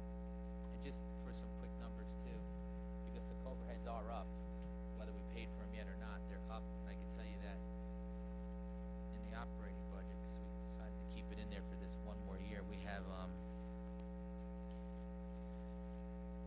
2014 electrical costs. I think we spent, and I don't know if this is how it's written into the operating budget, but I'm going to assume that your NIPA bill was 180,000. So that was significant. And I found that under the streetlight line, so I just assumed that was the streetlight bill. And the 2013 and the 2014 material and supplies cost, which is our in-house cost for not labor, not maintenance of the truck, not anything, just labor materials for the lights, was $17,500 in 2013 and almost $10,000 in 2014. So, you know, there's $15,000 a year in material costs that we don't anticipate spending, because these are all new lights, and for at least 1 year, they're all, I'm sorry, for 10 years, all the fixtures are under warranty, and for, I forget the photocell warranty, but. Have we, do we have a look at any comparisons from, you know, month to month, year over year, from, like, since we started putting them in, right? I mean, right now you said that all the Cobras are done, right? I don't even think we've got a bill since we put in the Cobra heads. It's a quarterly bill from NIPA, but we are going to check it out when it comes in. But the bill is probably going to be the same, because they haven't sent this to NIPA yet. Got it. Okay. Right? They're doing it, they're upgrading the database as they go, but they don't get the updated blessing until they're done. So will they give us, will they credit us retroactively? Oh yeah, it goes in from the date of installation. Okay. That's what they're upgrading. So all the Cobra heads will have an update of, you know, the end of the year last year, and the decoratives, which I had them release some of them, so we can start. Regardless of this, we know we're going to end up doing at least what's in the contract, right? The 75 retros and the 25 new. So we can start. We're able to start, and then at the end, you know, we'll buy a couple of shelf fixtures, so we have stuff on the shelf. If something does go wrong, we'll be able to replace them. That's if it's not a warranty issue, and it would be a cost to us, like a vehicular accident or something like that. That's typically the cause for stuff like that. And one last point I wanted to make was, I know we've talked kind of unofficially about spreading this effort into the parks and some of the parking areas. You know, the only main one we really tried to pick up was the train station. The parks, we never really got around to inventorying it. Once I started looking at this, I didn't want to price this conversation out, because that's, you know, that's essentially what it would have done. But I think we learned a lot in this experience, and we're going to be able to take the areas like the parks that are metered, and we're going to be able to study the bills of the metered areas, and we'll be able to do our own work and maybe even do our own replacements where we might not need a contractor to come and do such a mass replacement effort like this was. So you're saying we would do the LEDs in the parks ourselves? You know, we have the capabilities to do that. Okay. Yeah, because I know when we talked about this contract, we were talking about knowledge transfer and making sure your staff and your team would be able to kind of understand, the Yeah. caring and feeding of the fixtures, and hopefully there'll be very little of that because of the shelf life of the LEDs themselves. Well, we'll see. We'll put the parks together and the parking areas together, and the areas that are metered, like this building and our building up top, and we'll see if we get an economy of scale. If we actually give it to a contractor to do it, we're gonna talk to him again when we're done. Her, I should say, 'cause it's actually her, and see what she says. Say, listen, this is what we've inventoried since you started to put in these decoratives, and see what type of carrot they consider it. They'll give us a really good price. So from us tonight, you need an indication on if you should move forward with retrofitting or replacing the decoratives, and then how we pay for it is TBD. I guess a decision to be made tonight, and Lori Lee, please correct me if I misspeak. I would like to know if you'd like to stick to the contract limits, which is basically going to allow for the installation or retrofit of 100 decorative fixtures. Or can I go outside that? Right now we have contracted to spend and still meet that $110,000 savings, 78,000 plus 54,000, roughly, whatever that comes out to, about 140,000 monies to get that 110, and that's in the contract, and that'll keep the payment at 105. I'd like to get the decision whether you want to stick to that, and I'll go out and pick how to spend that 150,000 or whatever I just said, or do you want me to negotiate whatever the best option is for the village to get all the decoratives incorporated into the project, which we guesstimate could be about $125,000 lease payment.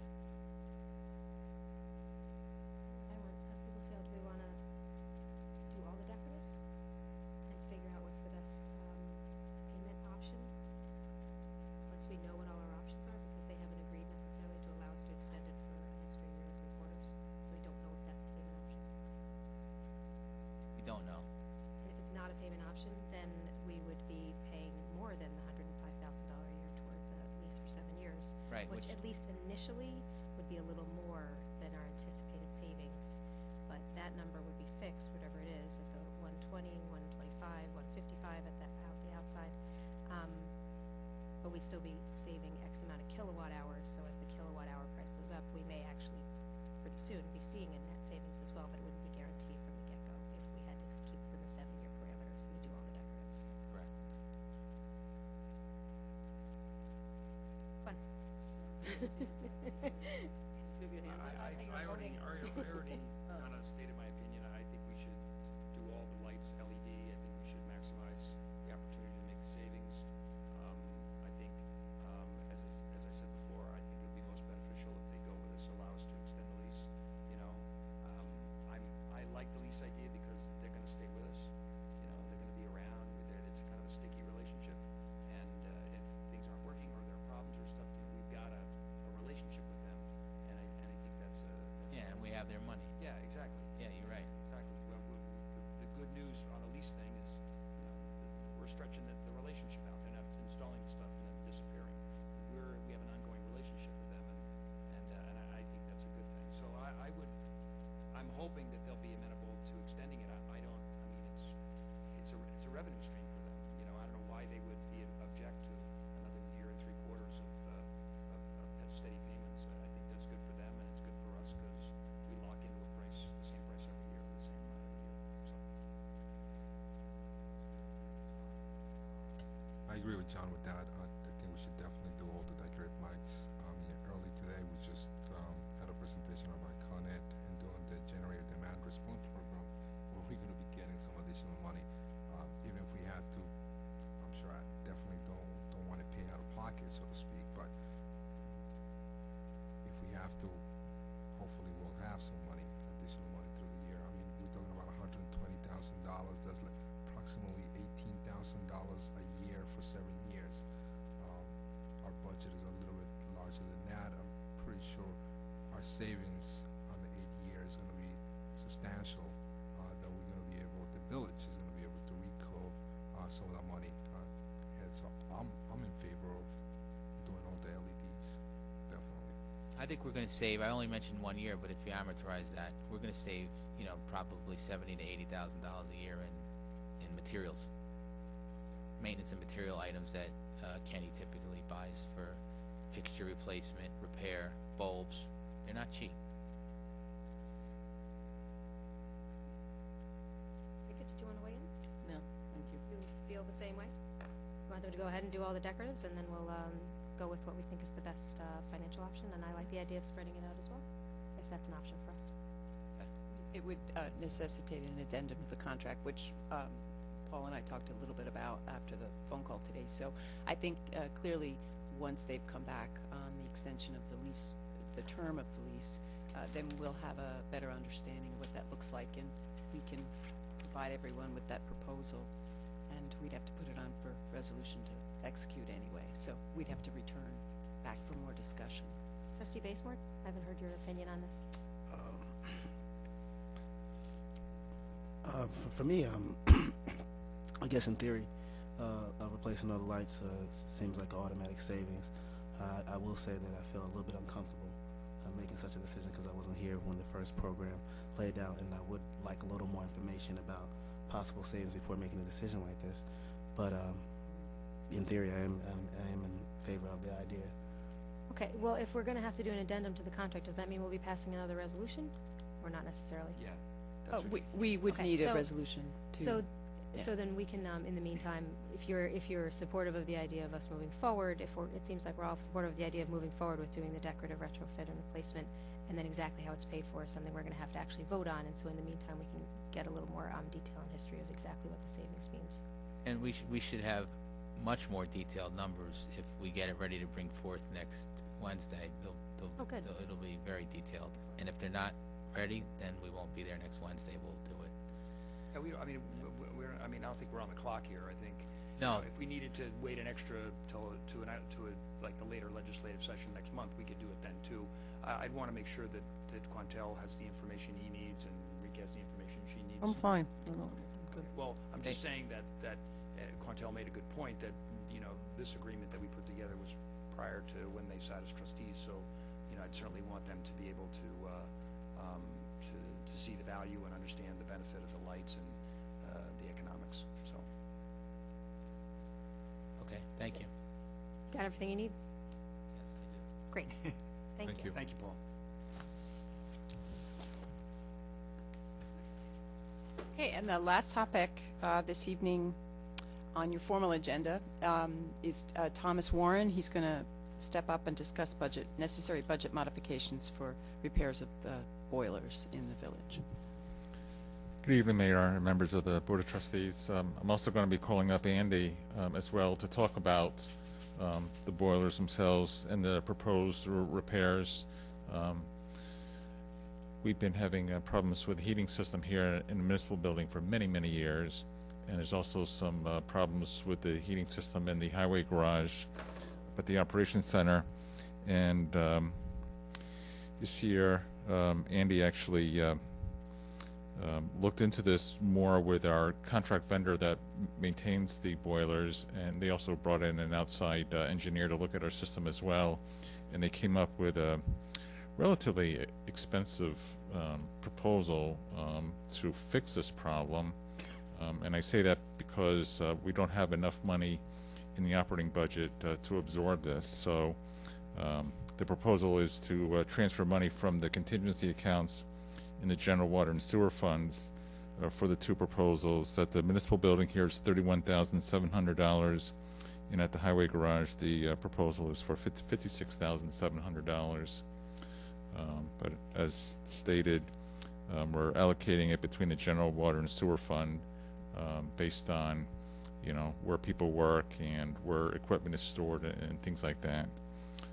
So if there's no other questions, I'll call Andy up to talk about the specifics if you're interested in talking about the specifics of what's going to be done.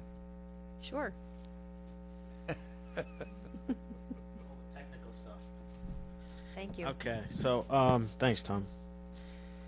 So I'll talk about this building first. this year, at the beginning of the season, we had a boiler that was installed here 30 years ago. It's a steam boiler, one zone for this whole entire building, very inefficient. But in order to change out to that to a hydronic heating system, it'd be about $500,000, which is not really feasible for us to spend that kind of money. We changed out the heat exchangers, which were like $22,000 and got us through the season. But being that the technology's changed from 30 years ago, the heat exchangers that are in place right now are so efficient that the heat source, the gun that provides the heat to that unit, causes the steam to happen so fast and get out there that it doesn't return fast enough in this one pipe system.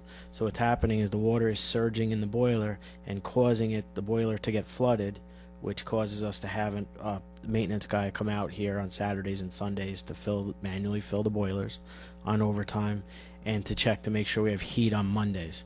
So what they're proposing is to take out two of the sections that were out of the 7 sections that are installed, put them down there, and they're spare sections. You do get sections that blow, and we'll talk about sections that have gone over that have been needed to be replaced at the operations center. The other thing is that the existing gun that's close to 30 years old is oversized for that boiler. So based on, we need 1 million BTUs an hour, and the gun that's installed, the lowest it can go is 1.4 million BTUs.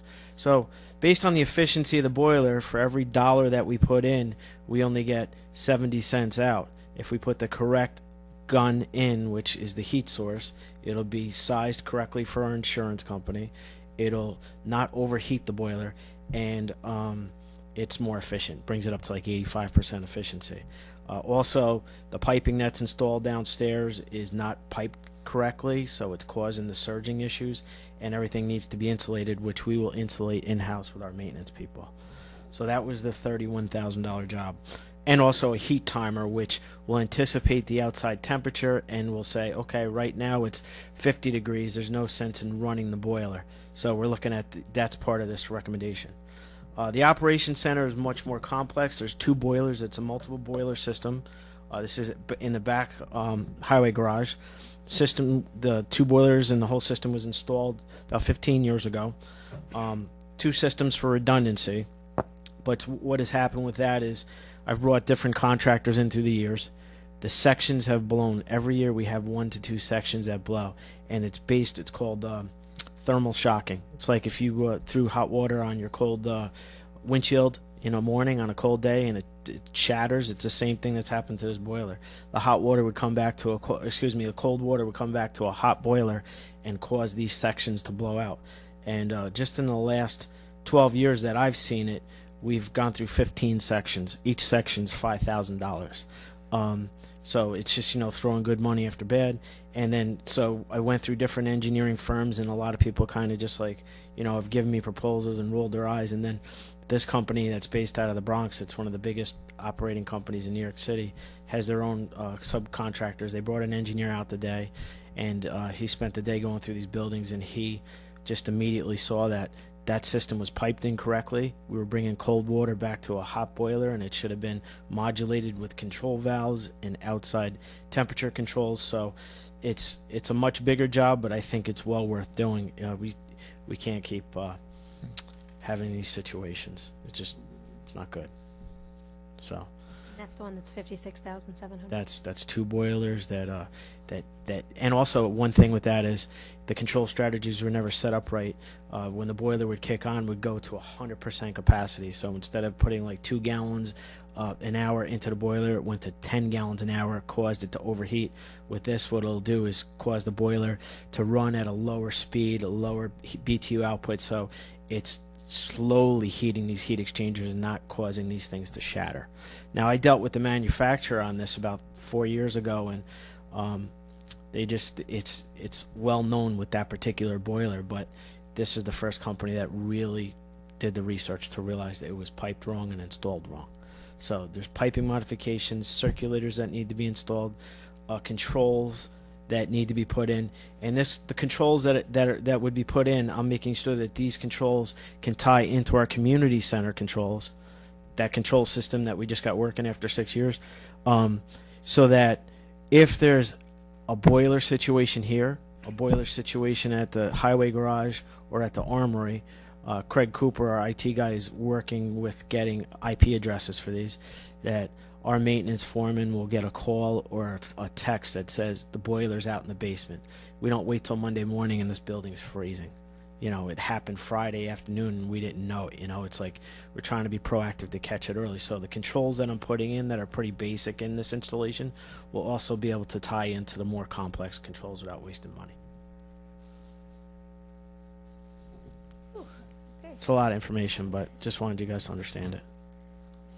So, Andy, so the $31,000 repair for this particular building, Yes. you said the boiler is about 30 years old. Then it's a 30-year-old boiler, but parts, a it's couple of six- months ago yeah. we switched out all the heat exchangers.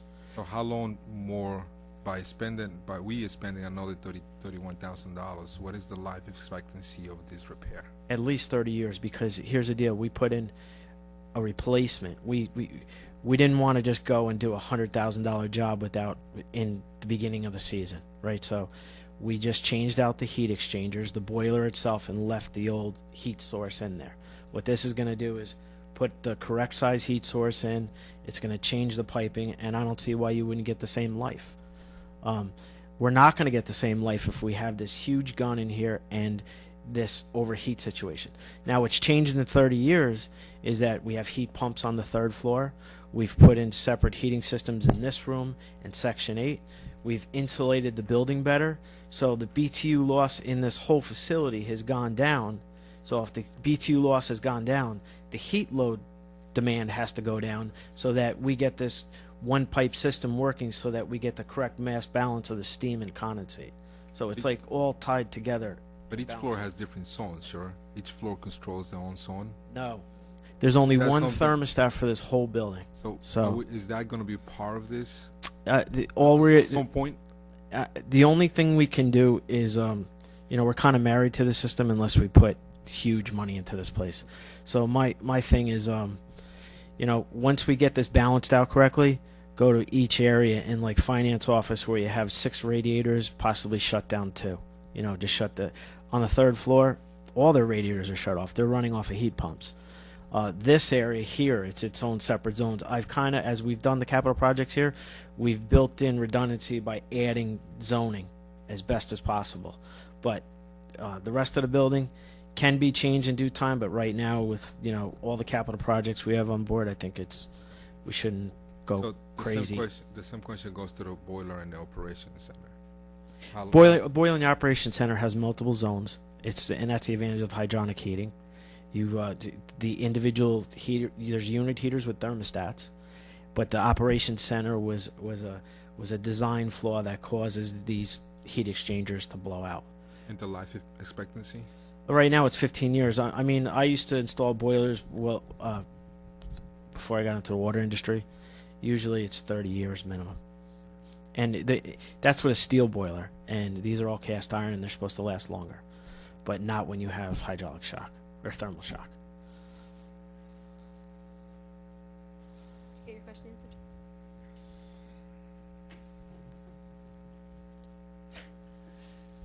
answered? Yeah, okay.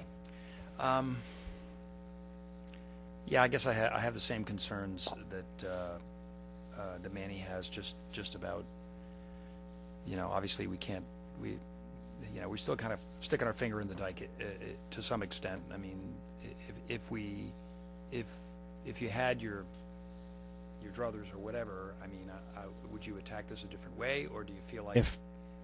I mean, I guess that's what I want to say. You're not giving us an alternative here, so. Well, my druthers would be geothermal, which I costed that out, and it's about $750,000 to $1 million. If it wasn't geothermal, it would be $500,000 with hydronic heating and using a gas source, ripping out all the radiators and putting individual zones and having circulators with zone valves that provided heat to each room. But right now, until we really look at I think this is the right way for the time being. So we're going to take a boiler that's 70% efficient, make it 85% efficient. We're going to take the liability of possible fire, and we're going to make it more efficient where it will go back to the boiler faster and satisfy the thermostat for this building. Do you expect some energy savings? Well, yeah, just 15% on the efficiency. Yeah. I mean, when you say efficiency, that's just, it's a. Yeah, because what's happening now is anything that's really efficient heating-wise, the longer you run it, the more efficient it is.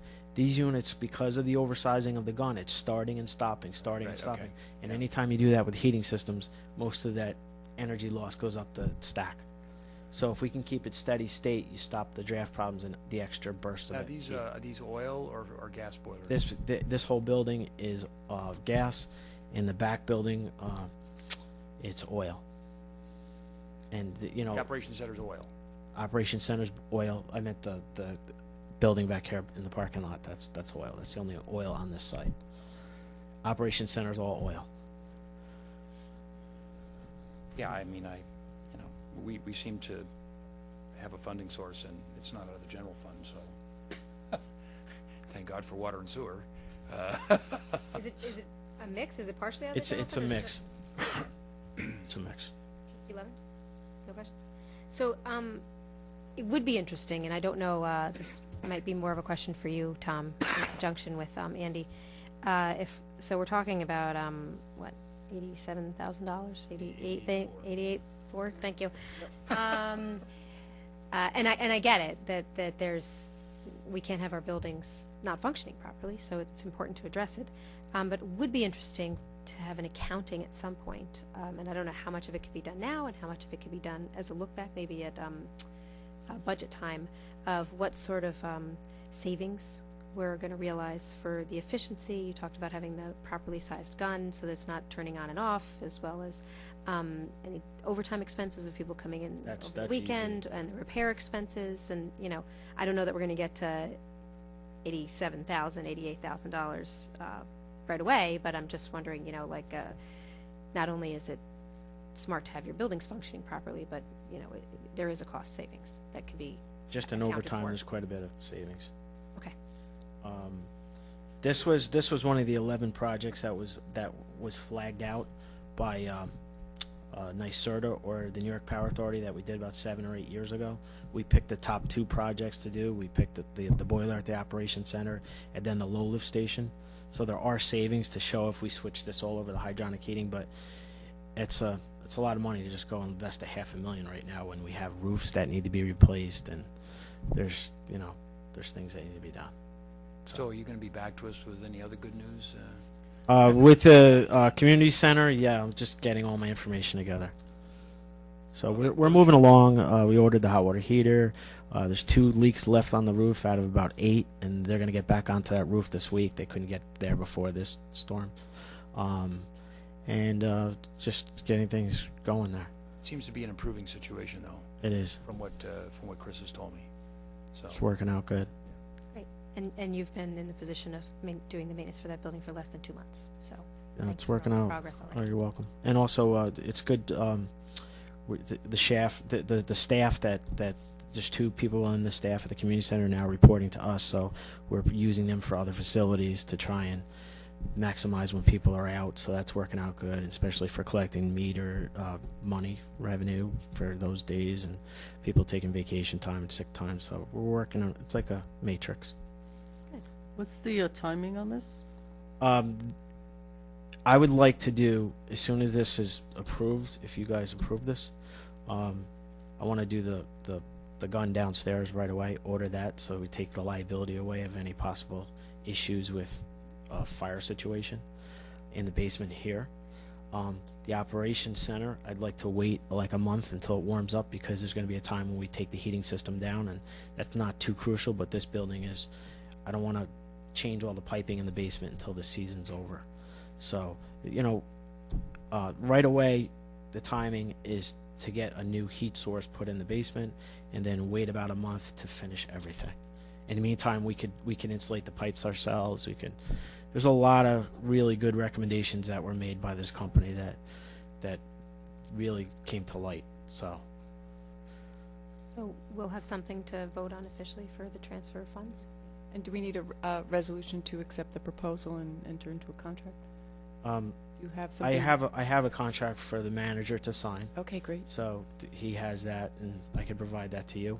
And Okay. I just, it's actually 2 separate contracts because it's 2 buildings. great. and we'll go from there. So it would be 2 resolutions, one for each of the contracts, and then the budget mod resolution, right? Good. Great. Okay, thank you. Thanks. Thanks, Andy. All right. And if you're following along at home, you may not have another item on your agenda, but we do have one more item. The trustees have got new liaison assignments. In some cases, it's new. Sometimes, in some cases, it's a new liaison. Just the beginning of the year, and we haven't done liaison reports in a while, so this is an opportunity for all of us to update each other on. It doesn't have to be every single thing you've done. I know everybody is incredibly busy all week long, connecting with different organizations in the community. But you ready to go? You want to get us started, Quantel? So I'm liaison to a couple of organizations, one being the Chamber. For me, I've started out with them in the beginning of January.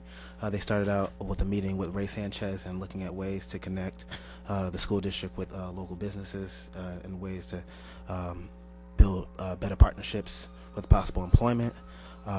They also did how to work with your local government. Of course, you were there and you spoke on that panel, and of course, yes, briefly, and as well as coming up on the 29th, I believe, is how to put your business on the map. Google, which I believe is the 29th of this month, at 6 o'clock at 2 Church Street.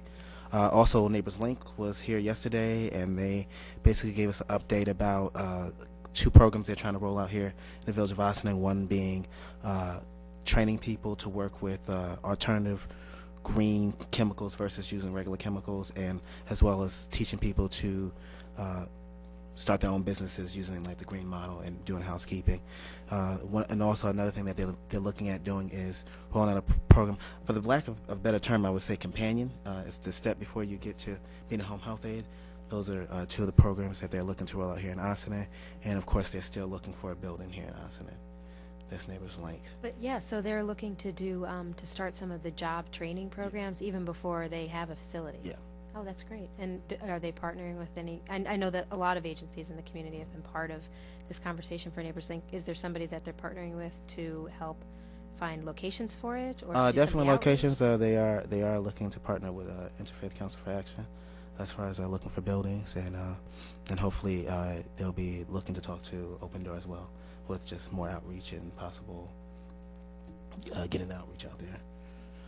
And I spoke to Chief Sylvester about the police, Civilian Complaint Review Board. I'm looking forward to going to the next meeting in March. After talking with him, we found out that there was one opening for a civilian, so I'm also looking to have that position filled. And I've reached out to the Landlord Tenant Council. 3 of the 7 respondents responded back to me, so I'm looking to also fill 4 of the 7. So yeah, that's mine. And I know that there's is it the positions that you're looking to fill, are they specifically, do you know off the top of your head, landlord, so tenant, there we have 2 owner? So we're looking for 2 landlords, 1 tenant, and 1 impartial. Yeah.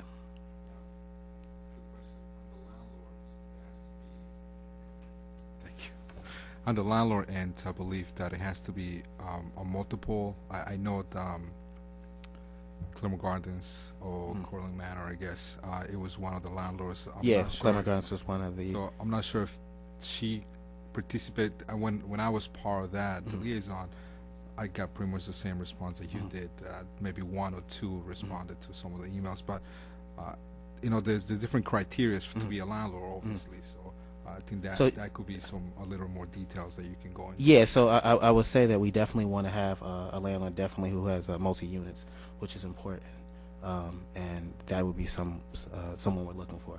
I don't believe that the charter is specific in what constitutes a landlord, but I think that it is advantageous for you to have that perspective of somebody who has a larger, at least above 6 units, because that takes them into a different category of what they experience, and that's the reason to have them on there. Okay.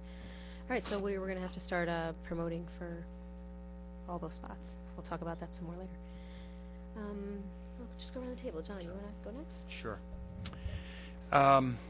So I guess we'll start with the fire department. I know that as far as the rescue truck is concerned, we took care of our end of it in terms of approving the monies for the scheduled refurbishment, and my understanding is that the fire department's in the process of scheduling the truck to be taken offline and then go for the repairs. I had a meeting with the firehouse that's getting the new pumper truck, and I'm hoping that they're going to get the specs to Dave Stone fairly soon, if it hasn't happened. Do you know something I don't know? I actually asked him about that today, and he said he hadn't heard anything definitive, but now I'll be able to tell him their comments. Well, I had met with the company, and they felt they were 4 to 6 weeks away from just having everything buttoned down. There were just still some things that they needed to get from one of the vendors, but they want to get it to Dave, they get his review, and then it'll go back to the fire department, because we've done this before. So anyway, that's all progressing, and I've had a chance to talk to the chiefs recently, and one of the things that we'd like to see is as kind of part of a further hardening of our infrastructure, is to look at getting some really, and it kind of falls into what we talked about earlier tonight, is getting permanent generators for some of the firehouses, so that we can have these as places for shelter, and should we have extreme weather events where we do lose power, we'll be able to house our firefighters in buildings that are fully operational, not just minimum stuff, but they'll be able to have heat and all the other resources they need in those buildings, and they would also be places for shelter for an emergency situations if citizens need to do that. So that was something that we discussed with them. From a rec advisory perspective, one of the things that we're talking about is doing the tennis court dedication for Shannon Ross at the opening of the tennis season, which I think would probably be late April. So we're working towards that. As Andy mentioned before, the rec center has had significant improvements in the issues with the roof, and I think we're on a really good track to kind of button all that stuff down by the end of the spring. In concert with that, I know Chris is going to put together the bid specs for the floor. Once we have a roof secure and we know we're not going to get any leakage, then we can move forward with the improvement that I think we'd set this money aside almost 2 years ago, so it'll be good to get the floor taken care of. And I know that the rec advisory board Chris had come before us, I think, at the last work session to talk about sort of the rec advisory board and kind of the rules and kind of the way the group is structured.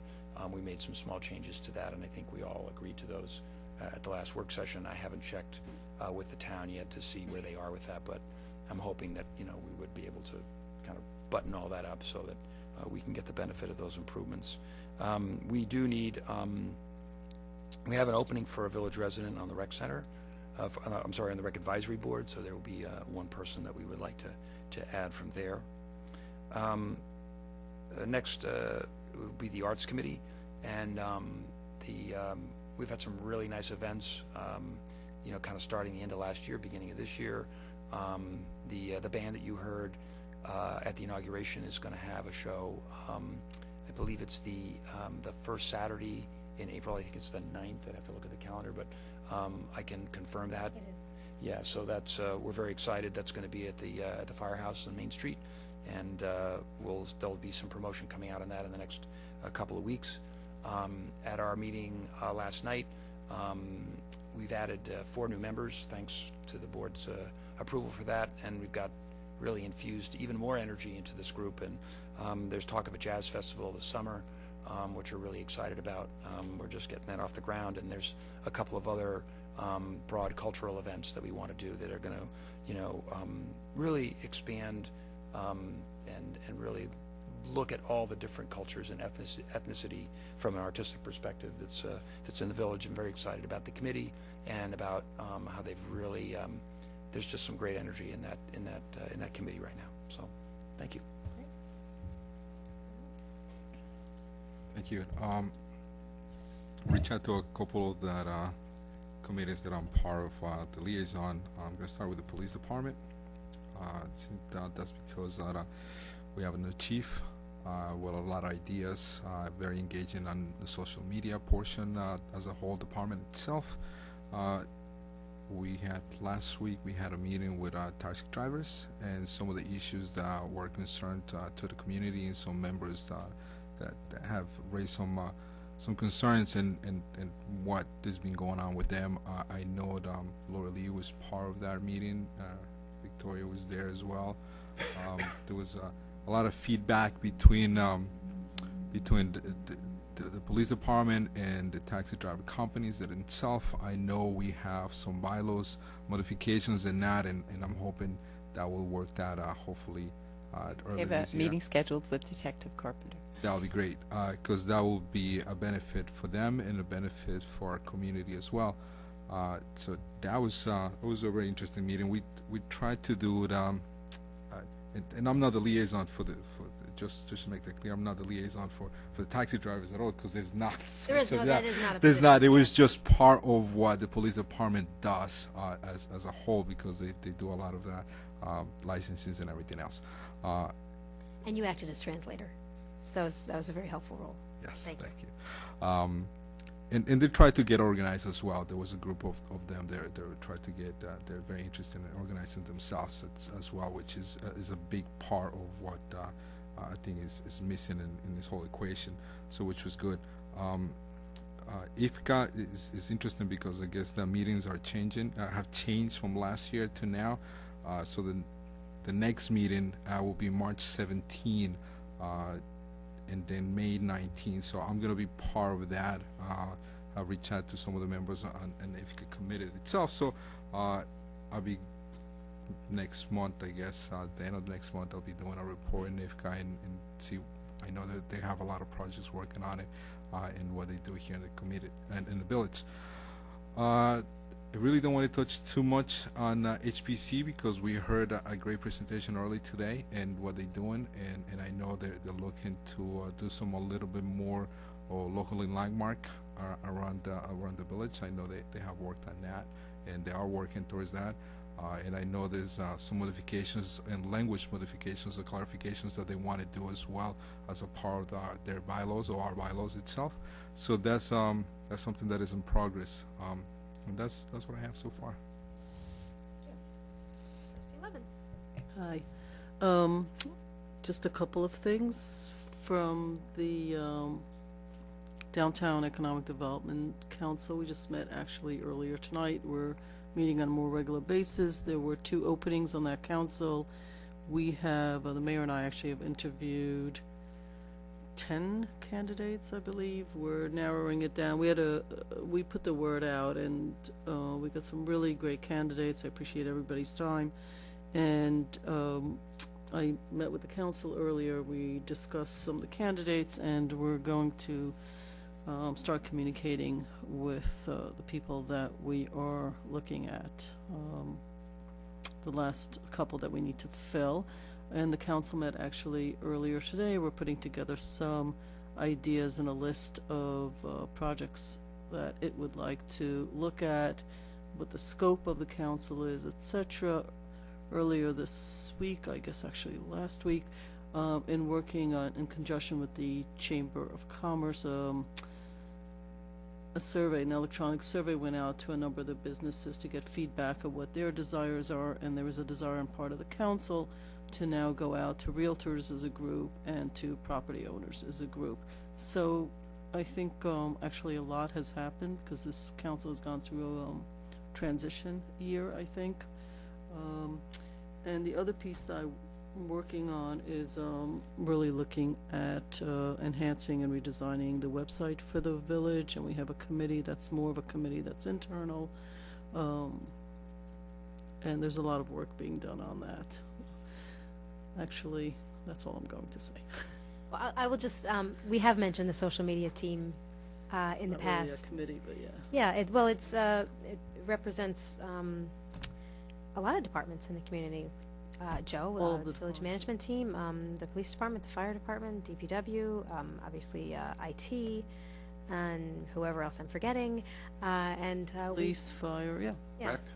Rec, thank you. I knew I was forgetting somebody. Look for the Everybody who list. communicates through social media in their various forms and talking about how we can share each other's resources, Right. and that really is an important one of our core goals of this board is improved communication, and we've seen a lot of a significant expansion of our outreach on the social media front, and most recently we've been focusing on how to move forward with getting a new village website, and that's been a really helpful team of people to help figure out next steps. So thank you for taking the lead on that. That's been a big help, Trustee Levin. Is there anything else that we didn't address that I see nothing left on your agenda. there is not? Is there anything else we're forgetting? Okay, good. Then with that, I will say thank you very much for joining us for this evening's work session. I am so excited for the terrific new reasons for people to get out and enjoy our community, starting with the Greenway in just 6 or 7 weeks. And if you didn't mark your calendar yet, that's April 16th. That we will be having the Earth Day Festival and the Greenway. And I didn't give my liaison reports, but I would just say Green Ossining is one of the groups that I work with pretty closely, and their big project is planning the Earth Day Festival. That's the one that people see the most, and that again is April 16th. And most of the events are taking place at the waterfront, where they always do. And then we have this enhancement this year with the Greenway tours in the afternoon. And I will just remind folks that every Tuesday from 10 a.m. to 12 noon, I'm in the Board of Trustees office, which is right here at Village Hall. I come into the board meeting room here on the first floor, and in the back corner, what used to be a cell for folks who were not behaving well is now the Board of Trustees office. And you can come and you can tell me all your great ideas about the community, what you love, and what you might want to see a little bit different. And I'm pleased that every week people come. A lot of times I meet new people. A lot of times the same people come and they have new ideas and they're following up on things. And it's been a really wonderful opportunity to get to know people face to face. So if you're around on a Tuesday at 10 a.m., between 10 a.m. and noon, I don't schedule anything else in my life but to be here, no appointment necessary. And I hope that we will see many of you next week, Wednesday. Wow. Wednesday, March 2nd, 7:30 at the Birdsall-Fagan Police Court facility on Spring Street. And with that, I need a motion to adjourn to executive session to discuss issues of personnel. So move. Second. All in favor? Aye. Aye. Thank you very much. This meeting is adjourned to executive session.